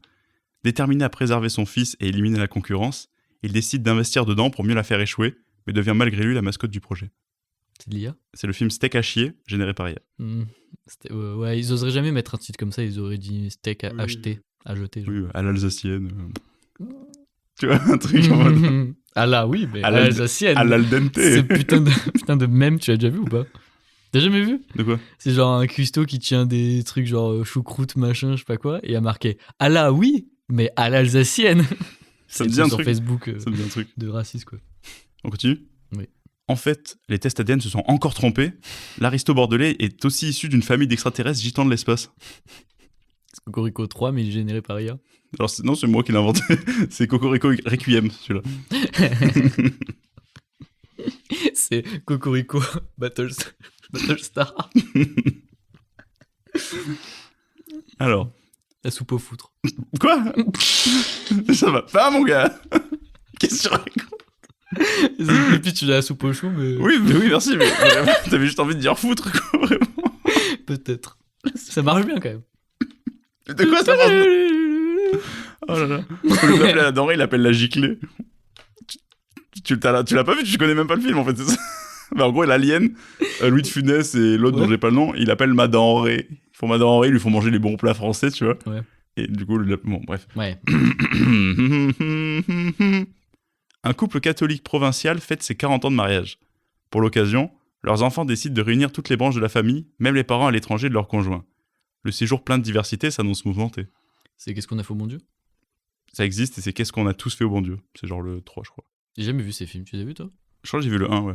Au cinéma en plus, je crois. Oh, bah, Grand Prince. Ah, les petits plats dans les grands. Je trouve que c'est vraiment un film à voir en salle, en fait. Ouais. Un couple bourgeois catholique découvre que leur fille va épouser un influenceur survivaliste complotiste vivant en autonomie dans le Larzac. Entre stage de jeunes, refus du Wi-Fi et clash générationnel, le père va tout faire pour sauver sa fille. C'est de l'IA, c'est... Enfin... Parce qu'il y a un peu trop ce truc... comment ça, c'est l'ancienne génération qui empêche la nouvelle d'avoir accès aux technologies, tu vois ce que je veux dire ? Comment ça ? Je sais pas, mais je pense que c'est l'IA. C'est le film On capte pas, et c'est l'IA. Les codes de comédie française voudraient que justement le père est archaïque et coupé d'internet et que c'est le jeune qui va lui apprendre le changement. Et justement, dans le film, il peut se passer ça dans... Oui. Bref. Intellectuel humaniste, Jean-Étienne invite dans son dernier livre les plus aisés à accueillir chez eux les plus démunis. Provoqué par un opposant en direct à la télé, il accepte de le faire lui-même. Mais le soir même, une famille d'immigrés toque à sa porte. C'est Harry Habitant dans le film. Je sais plus le nom, mais c'est genre... Bon, oui. C'est à bras ouverts. À bras ouverts, et ouais, il existe. Et vraiment, c'est hyper raciste. Bah, vraiment, genre... Sans blague. Sans blague, mon gros con. En fait, les tests ADN se sont une nouvelle fois trompés. L'aristo bordelais serait son propre ancêtre. Voulant corriger cette erreur et changer les origines dont il est peu fier, il utilise une machine à voyager dans le temps pour rectifier son arbre généalogique. C'est pas Coco contre Rico ? Non, c'est Cocorico Forever. Et qui n'existe pas. Le trop. Encore. Hervé, gynécologue, doit un jour traiter un cas plutôt unique. Jeanne, une de ses patientes, s'est réveillée un matin avec un pénis. Troublé par cette surprise plutôt inédite, Hervé va devoir soutenir sa patiente du mieux qu'il peut et chercher une solution. C'est un vrai film. C'est Si j'étais un homme et il existe. Ouais, ça me dit vaguement un truc. C'est une dinguerie. Parce qu'il y a bien un connard pour y penser. Et surtout que je crois que à l'ancienne, c'était une vanne du Palmacho qui se foutait de la gueule des comédies françaises. Ils font exactement cette blague. Comme pour Cocorico, ouais.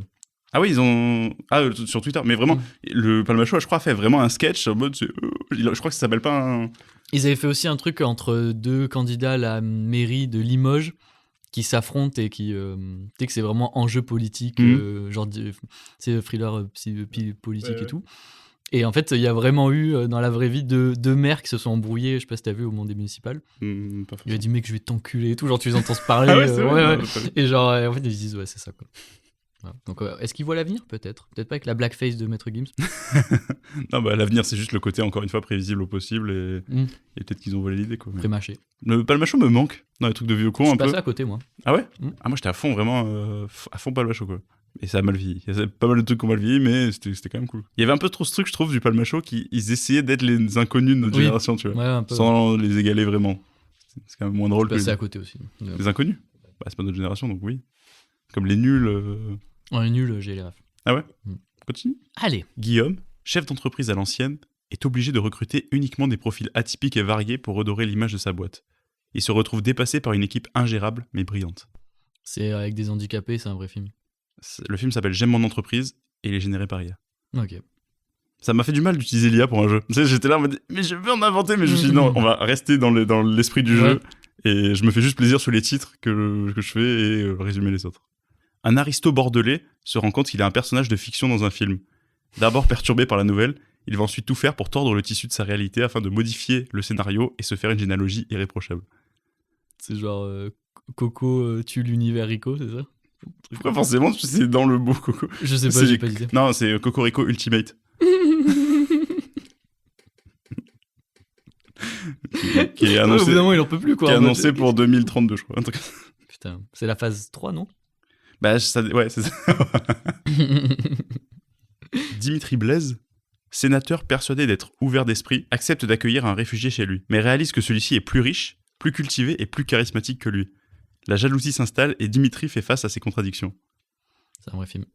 C'est Faites comme chez vous et c'est de l'IA. Ah putain. Le jeu est terminé. C'est dur, hein. C'est dur. Et y a pas un dernier Cocorico, là?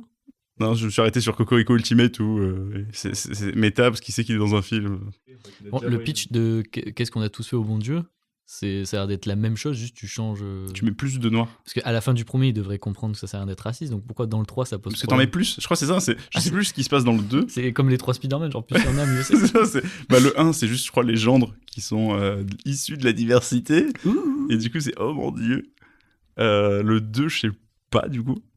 Au pire, tu vas regarder. Du coup, dans le 2, en fait, c'est les parents du coup qui vont en voyage chez les familles respectives de leur gendre. Et ils font face à un cataclysme parce que les filles, elles veulent, avec leur gendre, quitter la France. Ok. Et dans le 3, du coup, c'est les enfants et c'est les familles qui viennent et qui... J'imagine que c'est genre, comment vont être éduqués les enfants sous quelle culture, entre guillemets, je pense. Parce qu'apparemment, mélanger les cultures n'est pas possible. Ils viennent, ouais. Mais je comprends pas. Enfin, c'est le même speech que le 2, j'ai l'impression.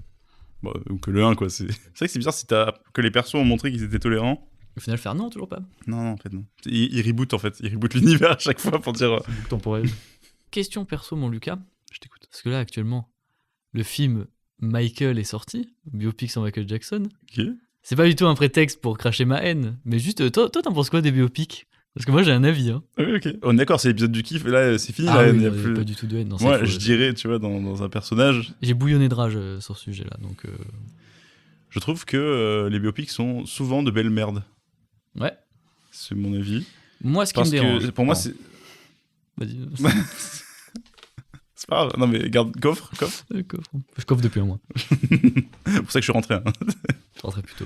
Non, je trouve que souvent, ça se branle sur la nostalgie, en fait. Ouais. Et les gens, ils vont juste pour écouter les musiques. Parce que souvent, c'est des biopics sur des... À la limite, peut-être, je dirais, les biopics sur des sportifs ou quoi, déjà, c'est un peu plus intéressant. Ouais. Plus de rebondissements. Souvent, c'est un peu plus l'aventure et tu sais moins, entre guillemets, leur carrière.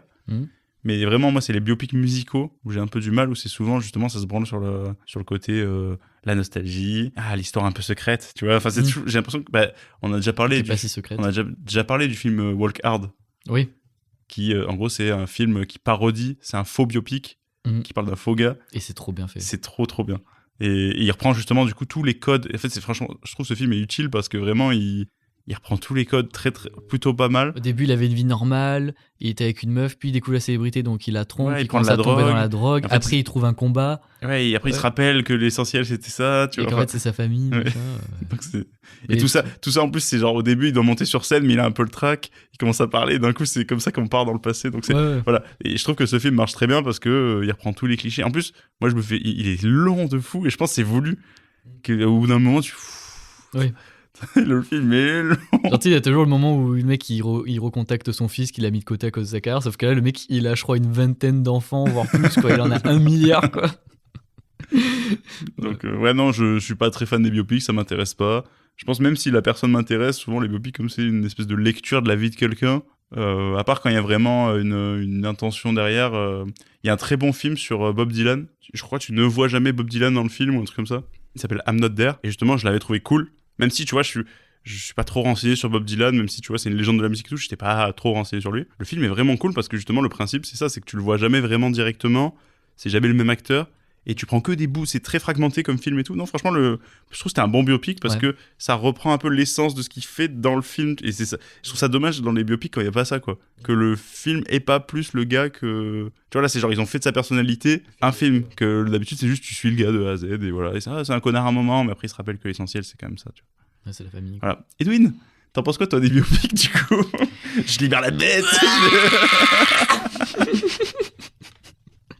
Il s'est fait mal, hein, c'est pas du tout de la haine, ce qui se passe. Ouais, non, mais ça me fait... En fait, ça me fait mal d'ailleurs, mais j'aime tellement ça. C'est une relation sadomaso.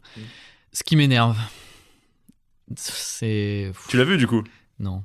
Ah, même pas. C'est comme Riles, t'écoutes pas, tu vois pas, tu détestes. Je veux le voir, mais je veux pas mettre de l'argent dedans. Dans les biopics, moi, ce qui me rend foudrage, c'est vraiment que déjà, il y a plein de trucs qui sont romancés, donc c'est faux. Par exemple, dans Bohemian Rhapsody, quand il fait le concert pour soutenir le SIDAction, là, pour le sida, dans le film, ils te disent, ouais, à ce moment-là, il était au courant qu'il y avait le sida. Non. Donc du coup, ça... Tu sais, on te ment, quoi. Du coup, les gens, ils vont retenir des trucs qui sont faux. Et surtout, c'est vraiment le culte de la personnalité, quoi. Tu vois, c'est... regardez cette personne hyper inspirante qui est iconisée dans le film, tu vois, en mode... Oui, bon, voilà, il y a le côté un peu humain, il prend de la drogue, mais putain, c'est vraiment une légende, tu vois. Et cette légende, ça pourrait être toi, un peu. Il y a un peu ce côté-là aussi. et en fait, ça m'énerve que l'image soit fausse, quoi. Et j'avoue qu'il y a un truc, j'ai l'impression que particulièrement les biopics, on remet pas en question. Ça réécrit un peu l'histoire parce que il y a des films historiques, tu vois, il y a des films historiques, ça existe aussi des films qui se passent sur des événements historiques. Ouais. Ben même là, j'ai l'impression que le public, tout le monde a le recul de se dire non, mais c'est quand même une interprétation, c'est un film que je sais pas pourquoi les biopics, il y a toujours un biopic, tu vois. Ils sortent jamais plusieurs biopics sur quelqu'un, enfin pas que je sais. Après, je déconne parce que je crois que Bob Dylan ils en ont refait un et tout, mais bref. Oui, ils en ont refait. C'est un peu le truc genre non, c'est ce biopic, ça raconte sa vie, quoi. Et j'ai l'impression qu'il y a un peu un truc de dire ça, c'est la vraie. Souvent ils disent découvrir la vraie histoire, tu vois. Ouais. Comment il est devenu. Alors que tu vois, quand même, genre la liste de Schindler ou des films historiques qui parlent de vrais trucs qui se sont passés, même si c'est romantisé et tout, j'ai l'impression qu'on a le recul.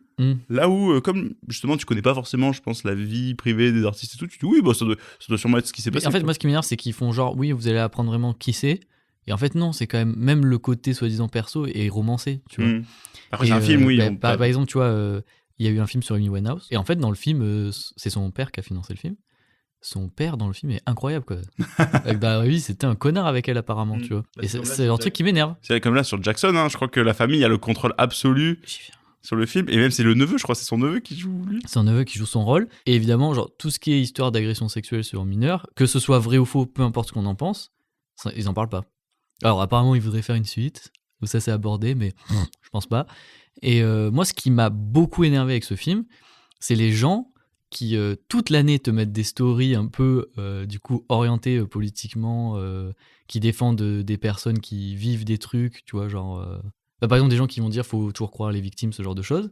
Et là, le film Michael Jackson il sort, je vois pas où est le problème, je fonce, tu vois. Et ça m'énerve, ça m'a énervé, tu vois, de me dire en fait je sais pas, genre on est tous complexes, mec, on a tous des dissonances. Ouais, voilà, c'est depuis qu'il a posé sa question là, il va essayer de nous nuancer. Nage dans le seum avec moi. Non, mais genre, il y a ça qui m'énerve des gens qui toute l'année montrent un truc et puis là ils font, tout le monde se met des œillères. Enfin, je trouve que tout le monde a mis des œillères quand le film Michael Jackson est sorti, quoi. Ah ouais. En mode c'est Michael Jackson, tu vois. Alors que ouais, les gars, quand même, c'est bizarre les histoires avec les gosses, quoi. Moi, au-delà du film, j'ai l'impression que Michael Jackson a toujours eu un truc de vraiment non mais mec, c'est le king of pop, quoi. Donc non. Mais t'as embrouillé au primaire avec une meuf parce que je dirais pas son nom. T'es fan de Michael Jackson? Et je disais oui, mais c'est un pédophile. Elle faisait tu dis pas ça de Michael Jackson. Bon, après, on était des enfants, mais oui, bah écoute.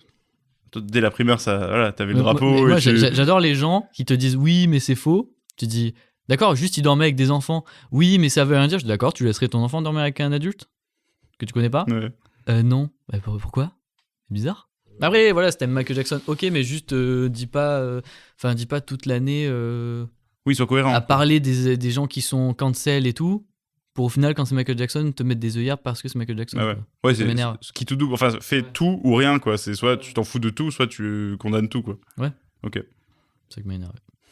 Donc on revient encore sur ce truc de la personnalité. Et aussi, vraiment, tu vois que c'est un produit marketing juste pour refaire vendre les musiques, quoi. Ouais, parce que je crois en plus, c'est sûr, je suis pas au courant, mais je pense que les streams ont explosé parce qu'ils ont fait le film. La machine Afrique, elle fonctionne. Donc je déteste les biopics. En fait, je pense que ça mélange deux trucs que je déteste. Donc Michael Jackson. Non, et tous les biopics, genre même les biopics sportifs, les biopics... Ça, je sais pas, mais ouais, en tout cas, les biopics vraiment populaires, quoi. Comme Michael Jackson, Bohemian Rhapsody. Oui, voilà, les trucs ultra marketés, on en revient à nos classiques, mais trucs ultra marketés où on dit, voilà, la légende, quoi. Allez voir la légende. Moi, je me dis, quitte si tu veux en savoir plus sur un artiste, regarde un documentaire sur lui, tu vois. Mais je pense que c'est ça le problème. Je pense que c'est ça qui fait qu'on nous deux, on n'apprécie pas. C'est qu'on veut trop une dimension documentaire dans le biopic. Et moi, c'est vrai que je trouve ça un peu dommage qu'il n'y ait pas ce côté-là. Après, on m'a dit Rocketman, c'était bien, justement. Rocketman. Non, j'ai compris, mais j'ai vraiment compris gros. Trop drôle, mec. C'est vrai que je suis un peu un déglingo, je pense. Là j'ai pas d'humeur à blaguer, là, on parle biopic. Ouais, c'est vrai que t'es sérieux, t'as les dents un peu serrées. Ouais. Apparemment, Rocketman, c'est bien. Après, j'avais vu Better Man aussi sur Robbie Williams, le chanteur. Et c'était cool, mais après, ouais, c'est des biopics, quoi. Ma question perso, je l'ai oubliée malheureusement, donc je me saisis de mon téléphone cellulaire et je vais te la lire en fait. Alors, en pleine gueule, je vais te la lire, c'est comme ça que ça se passait. C'était mon anniversaire il y a pas longtemps. Ah, bon. Oui, bon, tu vas l'avoir ton cadeau, c'est bon, on a compris. Eh ben, pas de cadeau, mec. Tu me donnes une belle perche là, bien veineuse. Est-ce que tu sacralises ou pas le fait de recevoir des cadeaux, toi? Parce qu'on a parlé, très bonne question. Quand c'était ton anniversaire, on a parlé de donner, de faire des cadeaux, mais dans l'autre sens. Toi, est-ce que tu sacralises ce truc-là ou pas?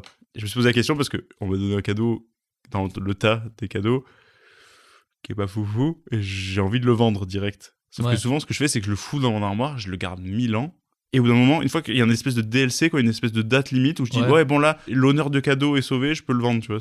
T'en penses quoi? Ouais, je comprends ce rituel. Moi, je sais que je pourrais pas le vendre de suite si j'ai un cadeau qui me plaît pas, tu vois. Je trouve c'est un peu irrespectueux, quoi. Okay. Moi, en fait, il y a le truc où vraiment je me dis tant qu'on me fait une attention, je suis content. Je suis très content. Ouais, par moment, on me fait une petite attention. Mais récemment, je me suis dit quand même, est-ce qu'on s'est pas un peu foutu de ma gueule? Et tu sais très bien sur quoi je vais là. Je pense savoir. Bon, ouais. Allez. Bon, voilà. On l'embrasse, mais une personne que j'ai fréquentée pour mon anniv m'avait offert juste des bonbons. Et à partir de ce moment-là, je me suis dit, tu sais, je me suis toujours dit, ouais, c'est l'intention qui compte et tout. Et à partir de là, je me suis dit, putain, ça m'énerve parce qu'en fait, je crois que je suis matérialiste ou je sais pas, tu vois, mais je me suis dit, je crois que c'est vraiment la première fois que je me suis dit, quoi? Moi, j'ai un peu subi ça. On m'a offert une brochette. J'ai hésité à en parler au moment où tu as parlé de ça. C'est pour ça que c'est frais dans ton esprit, là. Ou vraiment, je me suis dit, mais. Ah oui, en plus, c'est un peu dans ton personnage. Ah, pardon. Une autre fois, j'ai aussi quelqu'un de ma famille, une tante, qui m'a genre. Elle m'a dit, ouais, vu que t'as fait composter, tu m'as dû manger les conserves. Bah, tiens, pour ton anniv, m'a donné des conserves. Genre des terrines de saumon et d'olives. Mais bon, en mode ça, quoi. Genre, avec une serviette, avec mon nom brodé, ce qui est gentil. Mais vraiment, le truc de, ouais, toi, t'aimes bien les conserves. Tu sais, c'est un peu l'équivalent de, t'aimes bien les bandes dessinées, tiens, je t'ai offert un manga, c'est un truc qui a rien à voir. Et là, c'est vrai. Sache que, bah voilà, j'ai parlé tout à l'heure de ma mère. Ma mère, il lui arrivait de flopper sur des cadeaux. Et c'est pas grave, elle se donne toujours à fond. Et dans tous les cas, en fait, elle donne tellement de cadeaux que tu te dis statistiquement, c'est possible qu'il y en ait un qui tape à côté, ouais. Mais dans tous les cas, c'est toujours une pluie de cadeaux merveilleuse. Elle a ce truc-là. Elle a eu ce truc-là de, par exemple, j'écoute beaucoup de rap, j'écoute quasiment que du rap. Et passé un temps, je m'étais passionné pour Georges Brassens. Vraiment, les cours de musique au collège, comme quoi c'est pas que de la merde, parce que j'avais découvert Georges Brassens avec un cours de musique au collège, et depuis je traînais. Un jour, je me suis dit, mais en fait, je vais écouter sa discographie, ce mec, j'aime trop sa chanson, tu vois. Et j'ai écouté comme ça. Mais bon, voilà, dans ma playlist, j'ai une dizaine de sons de Brassens qui pop de temps en temps. Elle m'a offert la biographie, un livre épais comme la main, j'exagère, un livre de 3 doigts d'épaisseur sur la vie de Georges Brassens, dont je me branle éperdument. Ça, moi, je pense que c'est plutôt le problème. Là. Ah ouais, quoi? Bah, c'est une très bonne idée de cadeau. Pardon. Ensuite, j'ai toujours fait un peu du théâtre. Parce que j'aime bien, voilà, le truc un peu oral, le jeu, tout ça, j'aime bien. Eh ben, j'ai eu un livre sur l'histoire du théâtre. C'est pas une mauvaise idée. C'est moi le problème, là? De son point de vue à elle, c'est normal qu'elle pense ça. Oui, mais je fais un truc, j'ai pas envie que... Là, t'attends juste que la personne devine que... C'est comme si je t'offrais, genre, un livre sur l'histoire du milkshake. Ça existe? Mais non, imaginons. Non, mais... Tu serais content? C'est pas pareil, parce qu'on est potes, donc tu me connais assez, on est de la même génération, mais... Mais c'est ma mère. Comment ça? Je pense que ma mère me connaît mieux que toi, tu me connais? Non? Non, je sais pas. J'arrive pas à expliquer, tu vois, mais en tous les cas, c'est quand même une belle attention, genre... C'est normal qu'elle ait pu penser à un moment que ça allait potentiellement te plaire, tu vois. Moi, j'ai un problème sur les encyclopédies, en fait. Parce que elle sait que, genre, elle sait que t'aimes, mais elle sait pas comment tu aimes. C'est ça la question. Ouais. Les encyclopédies. Tous ces trucs de livres informatifs sur un sujet. Sauf que le truc, c'est que si j'ai pas envie de me renseigner sur le sujet, c'est pas du tout intéressant. Dans la famille de ma meuf, quand ils me font des cadeaux maintenant, comme ils savent que je fais du cinéma, bon, peut-être plus pour très longtemps, parce que peut-être que je vais changer de voix et tout, mais que des cadeaux sur le cinéma, mec. J'ai eu... Bah après, ils te connaissent pas beaucoup, tu vois. Oui, donc je c'est un comprends, truc mais... C'est justement les petites étincelles que tu dégages. Ouais, et du coup, mec, je me paye à chaque fois l'encyclopédie sur le cinéma, les plus belles affiches de cinéma, et le fameux cadeau, oui bon, le fameux cadeau là, que j'ai reçu à mon anniv, qui me fait beaucoup rire. Et même ma meuf, avant de me l'offrir, elle m'a dit, bon, c'est cadeau de mon père, je suis désolé, elle s'est excusée du cadeau de son père, avant. Le cadeau étant un t-shirt où il y a une caméra et un cardiogramme. Et genre, enfin, je comprends pas, je comprends pas le message, Oui, donc, la caméra, d'accord, le cinéma, je suis monsieur cinéma, vas-y, d'accord. Pourquoi le cardiogramme, on dirait que je suis malade enfin... Non, tu vis pour ça. Ouais, mais c'est même... Enfin... pourquoi on dirait que je suis malade, J'ai jamais vu avec ce t-shirt, c'est bizarre. Mais parce que je l'ai reçu, mais je l'ai mis en pyjama. Et du coup, j'ai eu le dilemme de... Là, comme j'ai trié mon armoire récemment, là, les beaux jours sont arrivés, j'ai fait un gros tri, j'ai vidé plein de trucs dans mon armoire, et j'ai vraiment eu ce truc, je l'ai tenu entre les mains, et j'ai dit, je m'en fous de ce t-shirt, honnêtement, voilà. Et c'est très mignon comme intention. Je suis content, en vrai, je suis content qu'il me l'ait offert plutôt qu'il ne me l'ait pas offert. Ouais. Mais j'étais là vraiment à me dire. Mais tu le veux pas. Est-ce que je le donne en fait ou pas Est-ce que je le donne en pyjama ou un truc comme voilà, ça. Mais j'ai un truc et je pense que là ma mentalité de maintenant c'est de me dire bah la personne me l'a offert à partir du moment où elle me l'a offert bah je te dis ça aussi parce que en triant mon armoire j'ai retrouvé des millions d'habits que on m'a offert, je n'ai jamais mis. Et là la date limite était dépassée donc je me suis dit bon là ça y est merde cette veste là. Cette veste de motard là que je mets jamais, je la lève. ça dégage, ça dégage. Et je me dis en fait pourquoi attendre ? C'est mon cadeau, bah si le cadeau me va pas, c'est pas grave. Quand tu fais un cadeau, c'est aussi ça le truc. Ça peut rater. Voilà, mon frère, il a pas hésité à me dire quand je lui ai offert un cadeau, il m'a bien fait sentir que c'était de la merde. Et bah c'est pas grave, tu vois. Je me suis fait rembourser, on a réussi à trouver des trucs. Non, en vrai, non, j'ai des conneries, j'ai pas réussi. Mais bref, je sais pas. Au moins, ça te permet même de rectifier le tir, je trouve. C'est trop dur, je pourrais jamais faire ça. De dire à quelqu'un ton cadeau c'est non mais en vrai moi, je pourrais pas te dire c'est de la merde mais moi après dans mon intimité et quand je suis seul avec le cadeau je le regarde mal tu vois. En pire cadeau aussi que j'ai eu qui est pas mal c'est bon j'aime les bandes dessinées mais les mangas bof tu vois. Ok. Et j'ai une cousine justement qui m'a fait c'est ton plus gros défaut mec. Qui m'a fait tiens puisque tu aimes les bandes dessinées tiens ton exemple était littéralement ce que t'avais non mais c'est oui. Imaginons et elle m'offre un manga. Je me dis bon bah c'est pas grave je feuillette c'est pas un manga en fait c'est un yaoi. Je sais pas ce que c'est. C'est un manga gay. C'est vrai ? Oui. Et en fait, tu sens qu'elle a juste pris le premier truc qu'elle a attrapé. Porno ou c'est juste genre un truc en mode romance gay quoi ? J'ai pas analysé plus que ça. Et ça te pose problème mec ? Non, mais genre moi c'est plus le côté où tu vois qu'elle a dû attraper le premier truc qui ressemblait à une bande dessinée et dire bah voilà tiens ça fera plaisir. Ouais. Tu vois ? Oui, ok. Oui, c'est le côté c'est un manga mais qui vaut des Ferrero ou une boîte Scorpio quoi. J'allais y venir, mec. T'as déjà eu les coffrets Scorpio, toi ? Ouais, bien sûr. Oh, j'en ai bouffé. J'en ai mangé, bien sûr. Mais c'est passé maintenant, c'est un peu dépassé, j'ai l'impression. Il y a plus la fame. Sorti de là. Moi, j'ai eu la première année où j'ai pas eu de trucs Scorpio, j'ai fait putain, ça y est, je suis devenu un homme. Je les ai tous eu, mec. Voilà, je t'ai posé cette question parce que je me dis, est-ce que je suis un monstre ou pas en fait ? Ça, c'est plus entre toi et toi. Moi, je sais que moi, je me sentirais trop mal de faire ça. Mais après. Mais tu vois, sans que la personne le sache, moi, c'est ça. En fait, il y a le côté objectif et subjectif. Objectivement, oui, c'est bien, mais moralement, bof, quoi. Pourquoi ? Je sais pas, moi je sais que ça me fait de la peine de me dire c'est pas juste un cadeau que tu jettes, c'est genre une intention de quelqu'un pour te faire plaisir, quelqu'un qui a pris un minimum de temps, même si c'est maladroit, il y a un côté un peu quand tu jettes ça, tu dis bah en fait je jette ce que la personne veut me donner quoi. Et ça me fait de la peine, je sais pas, ça me touche. Mais si le truc de toute façon à la longue, je vais finir par le jeter, tu vois ? J'ai eu un déclic parce que pareil, j'ai fait un peu de tri dans les vêtements. Je me suis dit mais en fait, s'il y a des vêtements qui me plaisent pas, ce que je peux faire et que c'est un cadeau, tu leur donnes une seconde vie, donc tu les donnes à une assos. Ouais, c'est ça. Moi quand je dis jeter, je jette pas les vêtements, je les donne au secours populaire, tu vois. Ah, ok, bah voilà. Mais non, quand je dis jeter, c'est me débarrasser. Quand tu dis jeter, tu parles de donner aux pauvres. Putain, c'est bien, mec. Bah ouais. Jeter de la bouffe, enfin, je l'ai donné au SDF. T'es un connard. Ah ouais ? Ouais. Donc je suis un monstre, mais pas le monstre que je pensais en fait. Ouais, je les ai brûlés, calcinés. Enfin, oui, j'ai donné une assos, quoi. Mais non, mais. C'est genre. Jeter de mon arme. Jeter, quand tu jettes, t'es dans une poubelle. Donc si les personnes qui récupèrent le truc, c'est-à-dire que la sauce, c'est une poubelle. Mépris de classe. C'est vrai. Mes arrière-grands-parents, ils ont fui Franco, mec. Et toi, tu fais ça. Je suis désolé, putain. Je suis désolé. T'es de droite en fait. Mais j'ai donné 3 sacs. Entre ça et le bouquet de saucisson, t'es un fou. Quoi? Mais sais attends, j'ai donné 3 sacs de courses au secours populaire, c'est bon? Où tu as jeté dans le secours populaire. Dis-nous. Non, mais quoi? Tu dis Monsieur- Croix-Rouge ou poubelle? Monsieur Jouni-san, je disais dans le sens. Bon, oui, non, oui, moi je dis jeter dans le sens Oui, je m'en j'étais débarrasse, quoi. maladroit, Parce que voilà. si je t'avais dit, je m'en débarrasse. Je sais pas. Ça marche pas? C'est pas mieux. Bah, je m'en débarrasse et je les jette hors de ma zone à moi pour qu'ils soient ailleurs. Débarrasse, il y a vraiment une volonté de je veux plus voir ça, donc le plus simple là, c'est que je donne à ces gueux là, tu vois. Non, parce que j'aurais pu les mettre à la poubelle. Parce que moi, c'est plus genre je fais don. Ah oui, voilà, toi, c'est le sauveur blanc. Oui, ouais. J'aime pas le padre. Laissez la police faire son travail, monsieur. Respectez la C'est police. ça, respectez la police, monsieur. Si vous avez vu la BD de François Ruffin, voilà. T'as vu que, petite parenthèse, dans la bande dessinée, il y a une personne maghrébine qui réagit, la personne qui s'énerve contre la police. Ouais, Ben, c'est une vraie personne et cette personne a témoigné en disant que rien à voir, quoi. ok. Qu'en fait, c'est lui qui a payé l'amende pour la J'aime dame. pas, tu sais que j'ai juste le même Ah. entre guillemets. On explique, non? Ouais, contexte. Contexte pour ceux qui savent pas. Ici, François Ruffin, candidat de gauche, qui était chez Mélenchon et qui est parti parce que Mélenchon avait un trop gros ego selon lui. Et en gros, lui, à chaque fois, il se vante de dire « Je suis le seul député qui se paye au SMIC ». Voilà, sachant que du coup le reste part dans son parti politique. Donc, bon. Bref, un peu sauveur de gauche, machin. Et en fait, il a sorti une BD parce qu'il est candidat aux élections qui raconte plein de petites anecdotes qu'il a vécues. Et notamment une, en fait, où il est dans le train.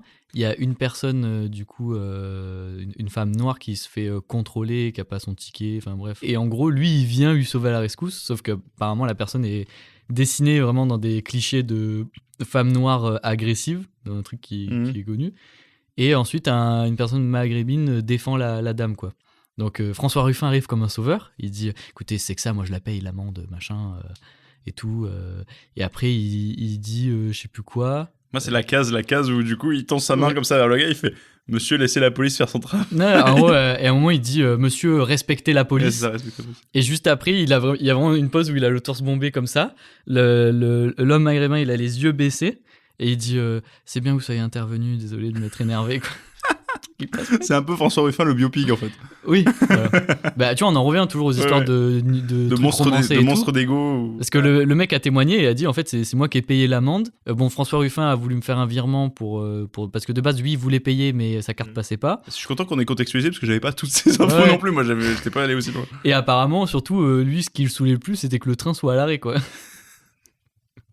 Donc c'est fou, quoi. Parce que là, on est parti, tu m'as insulté, après, tu m'as mis devant mes erreurs, mes fautes de Je suis un peu langage. là pour te cadrer aussi dans le podcast. Moi aussi, non, mais je pense qu'on a une espèce de cercle vertueux où voilà, Tu vois, toi tu me reprends sur comment je dis les choses, moi je te reprends sur ce que tu dis. Nous ne sommes pas les mêmes. Moi, je te reprends sur la forme et toi, c'est sur le fond, c'est sur les pensées terribles que j'ai. C'est genre. Toi t'es forme, moi je suis fond. Forme, strom, fond. D'accord, mauvaise ambiance. Et du coup. Mauvaise ambiance. Donc toi, tu serais plus à garder les cadeaux au final. Mais comme toi, au bout d'un certain temps, après je m'en débarrasse. Mais c'est quoi ouais, non. C'est le temps que cette culpabilité s'efface, je pense. Et c'est quoi cette durée? Est-ce que ça dépend du cadeau? Est-ce que ça dépend de la dépend personne? de quand je retombe dessus. Oui, voilà, tu le jettes quelque part dans ta chambre. C'est bon? Je le mets quelque part. Donc. Ah, tu le mets quelque part dans ta chambre, tu l'oublies, et quand tu retombes dessus, là, la culpabilité est bien lavée, la personne est loin dans ton esprit, et tu fais... En fait, il y a aussi le truc de je me dis, à partir du moment où la personne a peut-être même oublié qu'elle m'avait fait ce cadeau, Ah, ok. là c'est bon, je peux Ah tourner oui, donc la ça page. t'efface les En preuves. fait, c'est un deuil. C'est un deuil de cadeaux nuls. Ouais. En histoire de cadeaux comme ça, il y a une anecdote que j'ai, où c'est ma mère qui me fait un cadeau encore, mais là, c'est moi qui suis un vrai petit con, parce que je sais pas pourquoi. En fait, le cadeau est vraiment bien. Je suis un peu monté la sauce. En gros, ma mère elle m'a offert une place de concert pour aller voir Maître Gims. Sauf qu'à ce moment-là, j'écoute pas du tout Maître Gims, quoi. Ok. Et en fait, c'est juste pareil, tu vois, un peu comme Brassens, un peu comme la biographie de Brassens. C'était époque collège, où au moment où on se fréquentait, c'était un peu section d'assaut, tu vois, j'écoutais un peu l'apogée et tout. On avait le CD, on le tournait, on le faisait beaucoup tourner. Et là, dans ce truc-là, ma mère m'a offert. Et ça m'a tellement... je sais pas, en fait, je m'y attendais tellement pas. Et j'avais un truc de... Ça a fait une montée d'émotion j'étais mal. En fait, ça a fait tout l'inverse d'un cadeau. C'était une catastrophe. Hein, parce que ma réaction était une catastrophe, alors que le cadeau est très bien, tu vois. Ouais. Enfin, très bien, mais en même temps à côté, mais ça va, quoi. C'est un concert. Et vraiment, mec, ça Genre, c'était vraiment une catastrophe plus de mon côté, tu vois, que de son côté à elle. Ouais. Dans le sens où je l'ai reçu et j'ai eu une bouffée de putain de merde. Genre, ça du coup, t'es tellement cher et je m'en fous tellement, quoi, genre vraiment, tu vois. Du coup, tu y allais un peu forcé, quoi. J'y suis pas allé. Ah merde. Je pense qu'elle m'en a voulu, elle m'en voudra jusqu'à sa mort, je pense. Mais non, j'ai dit non, non, j'irai pas. Ah merde. Et du coup, mon frère y est allé, parce qu'elle a offert à moi et à mon frère. Oui, là, je suis vraiment l'enfant ingrat au possible. T'avais quel âge? Collège, adolescent. Ouais, je pense que j'ai 14 ans. Tes cellules, elles meurent tous les jours, donc t'es plus la même personne. Oui, donc c'était le Lucas d'avant qui, voilà. Mais tu sais, vraiment, sur le moment, j'avais vraiment été mal. Ça m'a fait genre presque une petite décharge sur le moment, quoi, de malaise, tu vois. Ouais. Mais je sais pas pourquoi, un fou. Hein. Je pense que à cette période, je devais avoir beaucoup, mais j'ai pleuré. Mais si, mais oui, mais à cette époque-là, on gère les émotions différemment, quoi. Et Je pense que c'est un mélange de gènes, de trucs, ça a dû te faire tellement d'infos et tout. Genre, peu importe, même si ça paraît bête. Genre, mais je suis un mec, je pleure pas, à cet âge-là, ça a dû te faire tellement plein d'émotions ça te plaît pas, t'es pas content, mais d'un côté, ça te fait un peu de la peine. C'était aussi une période où il se passait pas mal de trucs perso et des trucs comme ça. Reste. Je pense que j'avais beaucoup. Bah, tu vois, tu sais comme je suis. Oui. Où, je coffre. Oui, et voilà, c'est sorti d'un coup. Maître Gims a été la goutte d'eau qui a fait déborder mon vase. Et mec, mais du coup, une catastrophe. Matin de Noël. Oh, non. Le cadeau Prime, en plus, c'est le cadeau. Tu sais, ma mère, souvent, elle a un ordre de cadeaux. C'est pensé. Il y a le gros cadeau à la fin qui arrive, et c'est ça. Mec, et je suis là, je m'effondre en pleurant, vraiment. Enfin, je suis vraiment là. D'un coup, il est vraiment tu sais, j'ai cette espèce de bouffée, tu sais, que je t'ai dit. Et d'un coup, je commence à avoir... et tu sais, une fois que ça relâche, tu relâches tout. Et du coup, mec... Et du coup, ma mère, au plus... Mec, une catastrophe. Une catastrophe. Le Noël bâtard, c'est une catastrophe. Ah, mais mec, le Noël bâtard, c'est une catastrophe, ouais. Oh, mec. Tu sais que ça me fait des frissons rien que d'en parler encore, là. Oh là là, l'angoisse. Oh là, bon, je fais un pas en avant vers les auditeurs, parce que putain... Même aujourd'hui, ça me met encore mal, alors que tu vois, j'étais un ado fou. Moi, de mon point de vue, c'est ce qu'on disait, le sirop de kiff, en mode on te fait remonter. Là, moi, il n'a pas encore de sirop aussi. Oh, merde. Non, mais tu vois, ça... Ouais, mais c'est genre... En plus, c'est lié un peu à ton adolescence et tout, donc c'est une place spéciale dans ton cœur. Ouais, même, genre... Mec, je me suis mis à chialer un matin de Noël, et sur comment dire, les nerfs qui lâchent, quoi, tu vois. Ouais. En fait, tu prends du recul, c'est une place de Maître Gims, quoi. C'est ça.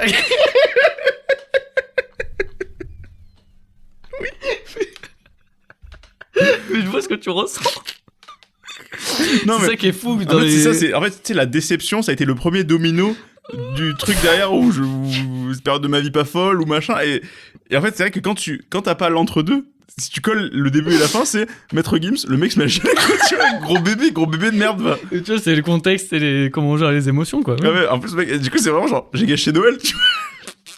On gâché le Noël, quoi. Parce que vraiment, va enchaîner après ça, tu vois. C'est quoi, là, maintenant qu'on en a parlé, ça me fait du bien. Là, le côté un peu thérapeutique du podcast. Ouais. Parce et que tu vois, c'est ça, tu coffres, mais il faut savoir qu'il faut savoir que c'est un peu une vanne de famille en mode non. Mais mon frère, c'est un peu sa cartouche, tu vois. Parce que, tu sais, en plus, c'est mon petit frère, j'ai un peu fait la misère quand on était plus jeune, là, tout va bien, tu vois. Il a tué ton doudou, ouais. Oui, il a tué mon doudou. Enfin, tu vois, il a eu des comme ça. Et là, du coup, ce truc-là, je sais que mon anniv qui a suivi, du coup, décembre, moi, je suis en mai. Il avait sur la carte ce bâtard, il avait marqué joyeux anniversaire, je chiale pas cette fois. Bon, le goth, franchement, il a eu une fenêtre de tir, il l'a saisi. C'est trop bien parce que c'est une blague qui détend le truc. Oui, c'est ça. Oui, mais de toute façon, c'est vraiment le truc un peu extériorisé. Et surtout que voilà, je suis pas trop dans l'expression des sentiments, donc. C'est là, je t'ai jamais vu pleurer. Ouais, moi, je pleure pas beaucoup. Enfin, je pleure pas tellement dans ma vie. Donc, mec, là, c'est la catastrophe, tu vois, parce que c'est la petite déception avec l'espèce de truc où je sais que ma mère a mis des sous dedans et que elle a pas forcément non plus trop d'argent. Enfin, tu vois, il y a vraiment un truc où, enfin, trop d'argent, mais voilà. Je sais que sur l'échelle, sur son budget, tu vois, je sais que ce cadeau-là a dû coûter quand même. Et donc, la déception, le craquage, et à partir du moment où ça craque, je suis là, tu vois, c'est que des trucs qui s'ajoutent. Je me dis, j'ai honte parce que je suis pas trop dans l'expression des sentiments. En même temps, je me rends compte, en la troisième personne, que je suis en train de niquer Noël, qui est censé être genre un peu un prime de l'année en termes de bonheur en famille, tu vois. En plus, et ça va que c'était pas avec toute la famille, tu vois, c'est genre que ma mère, mon frère, tu vois. Ouais. Bon, en vrai, d'un point de vue extérieur, tu passes pas pour un connard, genre c'est...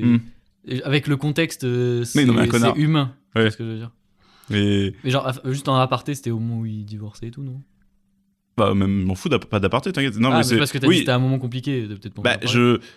En fait, j'arrive pas à dans la temporalité, parce que cette période-là, voilà, tu vois, c'était un peu... t'as pas pris de photos de ça? Non, mais oui, je pense que c'est vers période divorce, ouais, ça doit jouer pas mal quand même. Ouais, je pensais ça, c'est un des trucs qui a dû jouer. Il faudrait que je revoie l'année pour être sûr, mais oui, je pense que c'est un peu leur faute. En vrai, mérité. Non, mais non, en plus ma mère fait ça.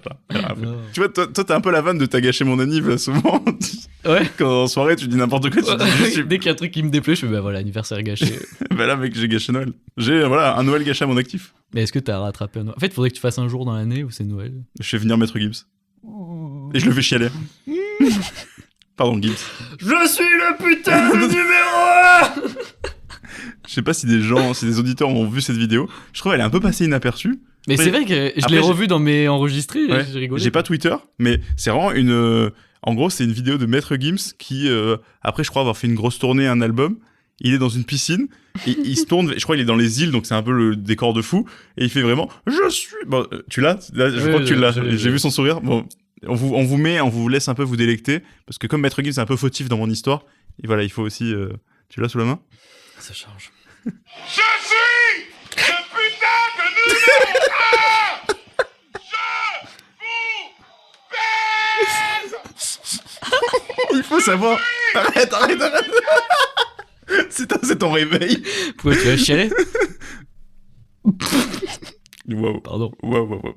Désolé. Non, mais ça y est, là je me suis ouvert, mec. C'est bon. Je voulais un peu décrire la vidéo parce que si jamais il est de dos, il regarde jamais la caméra, il lève les bras et il fait des doigts d'honneur en l'air devant du coup une piscine qui donne sur la mer. Vide. Vide et voilà, c'est tout. C'est quel bonheur. Moi, une fois, il y a quelques mois, j'ai pleuré, sauf qu'en fait, j'ai capté que ça m'était jamais arrivé, mais j'ai pleuré et j'avais une musique en tête. Donc j'étais en train de pleurer. En rythme? En train de pleurer et dans ma tête ça faisait nous te souhaitons un joyeux anniversaire pour que t'aies tout bon pour l'année entière. C'était pas mon anniv. Ouais, mais... Vraiment, genre j'étais en train de pleurer et t'avais ça en fond quoi. Je trouve ça fou. Maintenant on a égalité. Ah, t'as fait ça pour mettre un peu la balle au centre? Pour que tu aies l'air moins con. C'est horrible. Non mais c'est quand même quelque chose. On passe au Recodéco? On essuie le passé. On essuie les plâtres? On essuie le plâtre et Recodéco. Recodéco. Je recommande Maître Gims en concert. En fait, je pense que maintenant, je l'ai déjà dit dans l'épisode d'avant, mais le fait que je commence, ça me cadre un peu plus. Est-ce que ça te va si maintenant on fait ça en fait? Ouais, vas-y. Tout le temps. Peut-être pas, on peut changer après. Voilà, rien n'est gravé dans la roche. Sniper. Pendant le séjour avec Magadji, on allait voir, donc entre les deux sessions jacuzzi, on est allé se voir un film, après le resto, on allait se voir un film d'horreur au cinéma. Le film d'horreur s'appelle Obsession. Il est super. Il est vraiment, je crois que tout le monde le dit un peu, il fait l'unanimité. À un moment, quand on s'est posé, quand on a fait la sieste, on regarde un peu des conneries sur Insta, et je vois une vidéo de Terracide, de Linké Terracide, qui dit « Ouais, ça est cool, machin ». Genre, il parle un peu du film, il dit « Ouais, non, le film, franchement, il est cool et tout ». J'ai jamais vu Terracide parler de film. Apparemment, c'est un truc qu'il fait régulièrement, on n'a jamais vu. Et vu qu'on est au resto et qu'on se dit « Ah, petit ciné et tout, pourquoi pas ?» On regarde, il y a ça, et dans toute la merde des films qu'il y a ça. Je me dis « Bah, petit film d'horreur, en plus on est en couple, ça peut être rigolo, vas-y, on y va ». Et franchement, le film est vraiment, vraiment génial. Ok. J'ai rarement été... Pour moi, le meilleur film de peur, c'est Hérédité. Ah ouais? Mais du coup, toi, tu l'as vu, Hérédité? Ouais. Tu penses que c'est mieux ou pas? Bah, je l'ai pas vu au cinéma et on m'a raconté un peu des trucs. Enfin, sans me spoil, on a voulu me spoil, tu vois. C'est les gens, des fois, qui te font « à un moment, il se passe un truc où tu vois un truc arriver de loin et c'est pas du tout ça qui se passe. » Du coup, tu m'as un peu spoil. Enfin, tu vois, les gens te disent pas, ils disent, bah voilà, ils disent pas le fond, mais ils disent la forme, tu vois. Et Hérédité, on m'avait spoilé la scène où t'as la meuf. Est-ce que je le spoil? Oui, t'es en train de le faire là. Oups, mais bon, on m'a spoilé une scène qui est terrifiante dans le film. Celle-là, là, dans la chambre. Ça. Du coup, j'ai spoilé. Bon, j'enlèverai. Et puis au pire, c'est bon, le film est sorti. Allez... Ouais, faites pas chier, allez le voir. Faites pas chier. Et donc, Obsession, de quoi ça parle? C'est un film d'horreur où un gars très timide. Tu sais, toi ou pas? Non, je voulais ne rien savoir, mais m'en fous. Ah, mais juste le pitch de base ou tu veux le voir sans... Non, mais vas-y. Attention, tu me niques ma revo. Voilà, non, vas-y. Si tu veux, tu peux aller dans ta chambre, je fais la reco aux auditeurs et tu reviens, hein, si tu veux. Je suis chez moi, je vais me cacher dans la chambre. C'est toi que tu vas dans la chambre, tu vois. Le début de l'intrigue suffit, tu vois. Mais donc le principe, c'est mec introverti, il est amoureux d'une de ses potes, elle va bientôt partir, il porte pas ses couilles.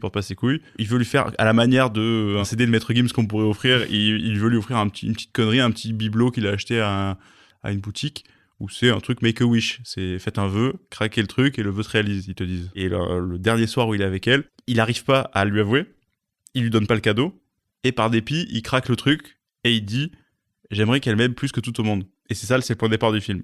Et il faut savoir, du coup, le film est un film d'horreur, parce qu'à partir du moment où il fait ça, il va se passer des choses, et le vœu... Avec l'obsession, peut-être. Oui, le film s'appelle Obsession. Le film part sur ça, sur ce qu'on... En fait, j'avoue que le film est pas hyper surprenant dans ce Ouais, vers là, ça quoi fait il un va. peu thème classique, c'est avec, je crois, la main où tu fais des vœux. Ouais, la patte de singe, ouais. Patte de singe. Ouais, c'est ça. Mais on en avait parlé, tu sais, dans une des décos que j'avais fait, que j'aimais bien le concept de, tu sais, tu réalises ton souhait. Ouais, ça se avec, retourne contre avec le toi. truc de l'île, là, que Ouais, t'avais ouais. parlé, ouais. Le film brille par vraiment l'ambiance, quoi. L'ambiance est folle, et je trouve le pari fort de vraiment... Bon, il y a des jumpscares, mais il y en a pas beaucoup. Je trouve qu'ils marchent très bien. Moi, j'ai pas de soucis. Les gens ils disent ouais, genre j'ai l'impression que certaines personnes considèrent que le jumpscare c'est l'aveu de faiblesse d'un film d'horreur mais je pense que c'est à cause des trucs genre Conjuring où vraiment Oui, ils il y en a que ils ça, en oui. abusent à la mort, tu vois. Mais non, je trouve que les jumpscares marchent bien, mais au-delà du jumpscare, c'est vraiment l'ambiance et c'est un film à voir en salle parce que vraiment il y a mec là, je te jure que j'étais la boule au ventre, quoi. Vraiment c'est quand on est revenu après, on était vraiment pas bien, quoi. Tu vois, vraiment je trouve le film fort parce que c'est simple, quoi. C'est juste une meuf qui a une obsession pour ce gars, du coup, à partir de ce moment-là. Un truc qui peut exister en plus dans la vraie vie. Qui peut exister dans la vraie vie. Quoi. Sauf, bon, là, il y a quand même le côté un peu magique du truc, ou qui rajoute une couche que je vais pas te dire, du coup, parce que je vous conseille de voir le film comme ça, mais tu comprends. Enfin, tu vois les limites du vœu, tu vois, ça joue avec ce truc-là, et c'est hyper simple, quoi. Je trouve que c'est vraiment un pitch de... Il y a pas de série à la Black Mirror sur des trucs magiques, tu vois, mais si Black Mirror faisait des trucs magiques, ça ferait un peu ça, quoi. C'est un mec fait un vœu et le vœu dérape, tu vois, genre... Enfin, dérape. En soi, le vœu marche très bien, mais je me suis dit, c'est vraiment un prompt. Il a mal prompté son vœu, tu vois. Ouais. Mais voilà. Et donc, le film est pas hyper surprenant dans vers où ça va, mais c'est vraiment... Il y a des bonnes idées de scènes terrifiantes, et le truc va crescendo. T'as vraiment la pression de A à Z, et t'es terrifié. Et t'as vraiment la boule au ventre, quoi. T'as la boule au ventre avec lui, quoi. C'est vraiment un film d'horreur qui fait peur, quoi, tout simplement. Et surtout, j'ai l'impression que le film a pas tellement de budget que ça, mais ça se voit pas, tu vois. Je crois que j'ai entendu dire qu'il avait pas du tout de budget. C'est vraiment un truc presque huis clos. C'est juste un couple, du coup.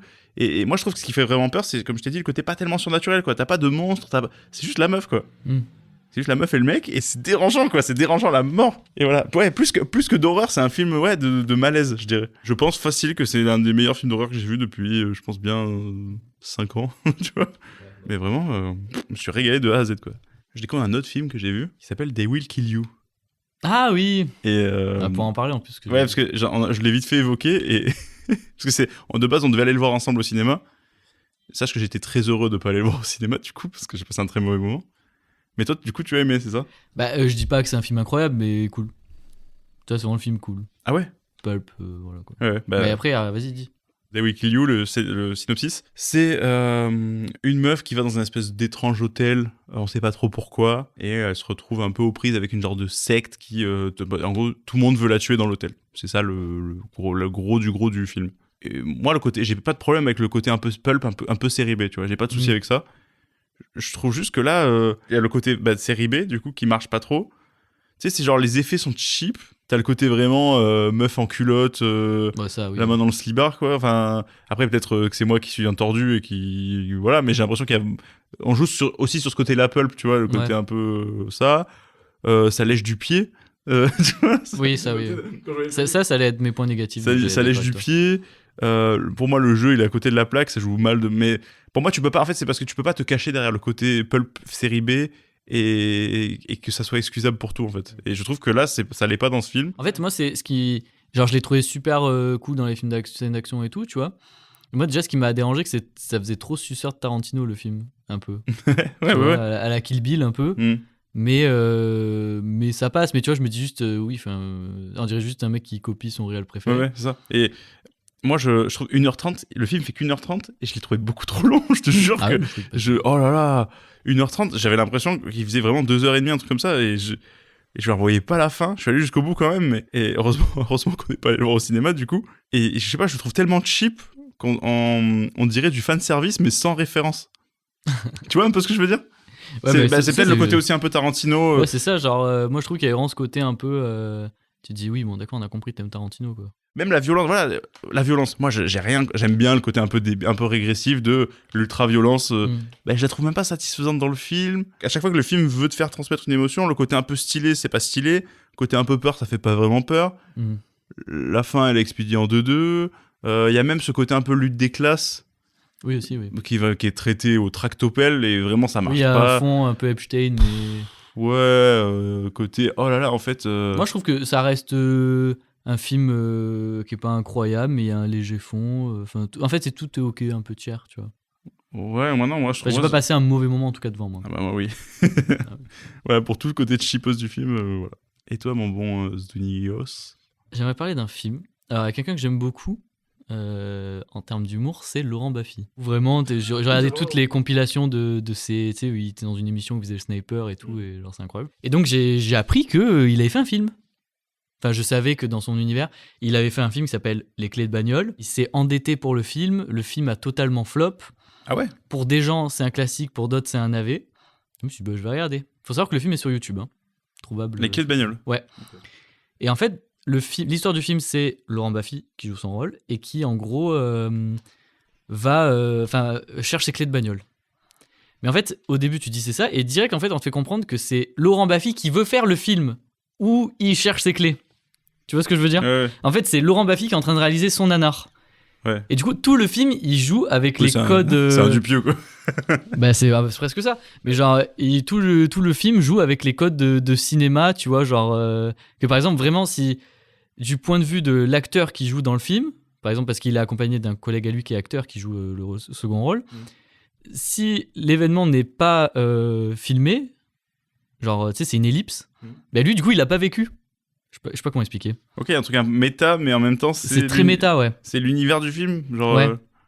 En mode, il dit, ouais, tu sais, son pote, c'est un énorme bof. Il dit, ouais, tu pourrais pas écrire en sorte qu'il y ait une scène d'amour avec une femme et tout.